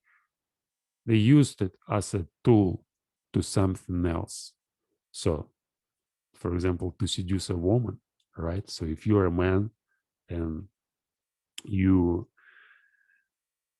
you have certain, and most of the philosophers throughout human history were men until recently, and you have certain motivation. So your body basically works in a way that one of the primary drive is having sex and having not having relationships, not having sex, but your primary motivation is to find somebody to breed with and pass your genes to the next generation. And for some nerds who studied philosophy, it wasn't so easy. And I mean, yeah, and they it's imagine this animal like peacock, right? So it has a tail and it's so beautiful, but it's like almost useless. But to seduce a female peacock, if it has okay, to seduce a female, it's very powerful tool. So philosophy may be also a tool to to seduce a female. So in poetry as well, so just show off. So all philosophy is just showing off. But then uh, first philosophers, they just were showing off and thinking, creating some intellectual property, whatever. But then they started to taking it seriously. So at first it was kind of game. The world is this, and that's what I know, and that's look how beautiful is my language. But then they start to argue, no, it's not this, it's that, and this philosophy is developed through these arguments, and some of them, like man may believe that what he is doing, he's just fighting for truth, whereas in reality, his motivation lies in a different domain. He just wants to, to have sex, or he wants to eat, or he wants to have power over other people. See, and this power, yeah, it's one of the central theme of Nietzsche, power, that it's not the search for truth, it's search for something else. All right, so I think this is a good place to make a pause, and I'm going to return to this book. I don't know when, probably even today, but maybe tomorrow. So I stopped here, right? Next sentence: the philosophy of the dogmatist, it is to be hoped, was only a promise for thousands of years afterwards, as was astrology in still earlier times, in the service of which probably more labor, gold, acuteness, and patience have been spent than on any actual science hitherto. We owe it we owe to it into its super terrestrial pretensions in Asia and Egypt, the grand style of architecture. All right, so this, like, next time I'm going to start from considering this sentence. And I probably, just to show you, since, I said at the beginning that I memorized the preface and I knew that, I'll just rememorize it. I guess it's not so hard. So next time I'll start from reading this piece of text to this point from my memory. I'm going to close my eyes and read it to you and show you how it works. For that, I probably need to take an hour long walk, take my paper, I have it's all written here. So it's here, this preface. So I'm going to take it, have a walk, and remember it once again and show off next time. All right. So if you, like this, you know what to do. For now, that's all. Thank you for paying attention, if you paid attention.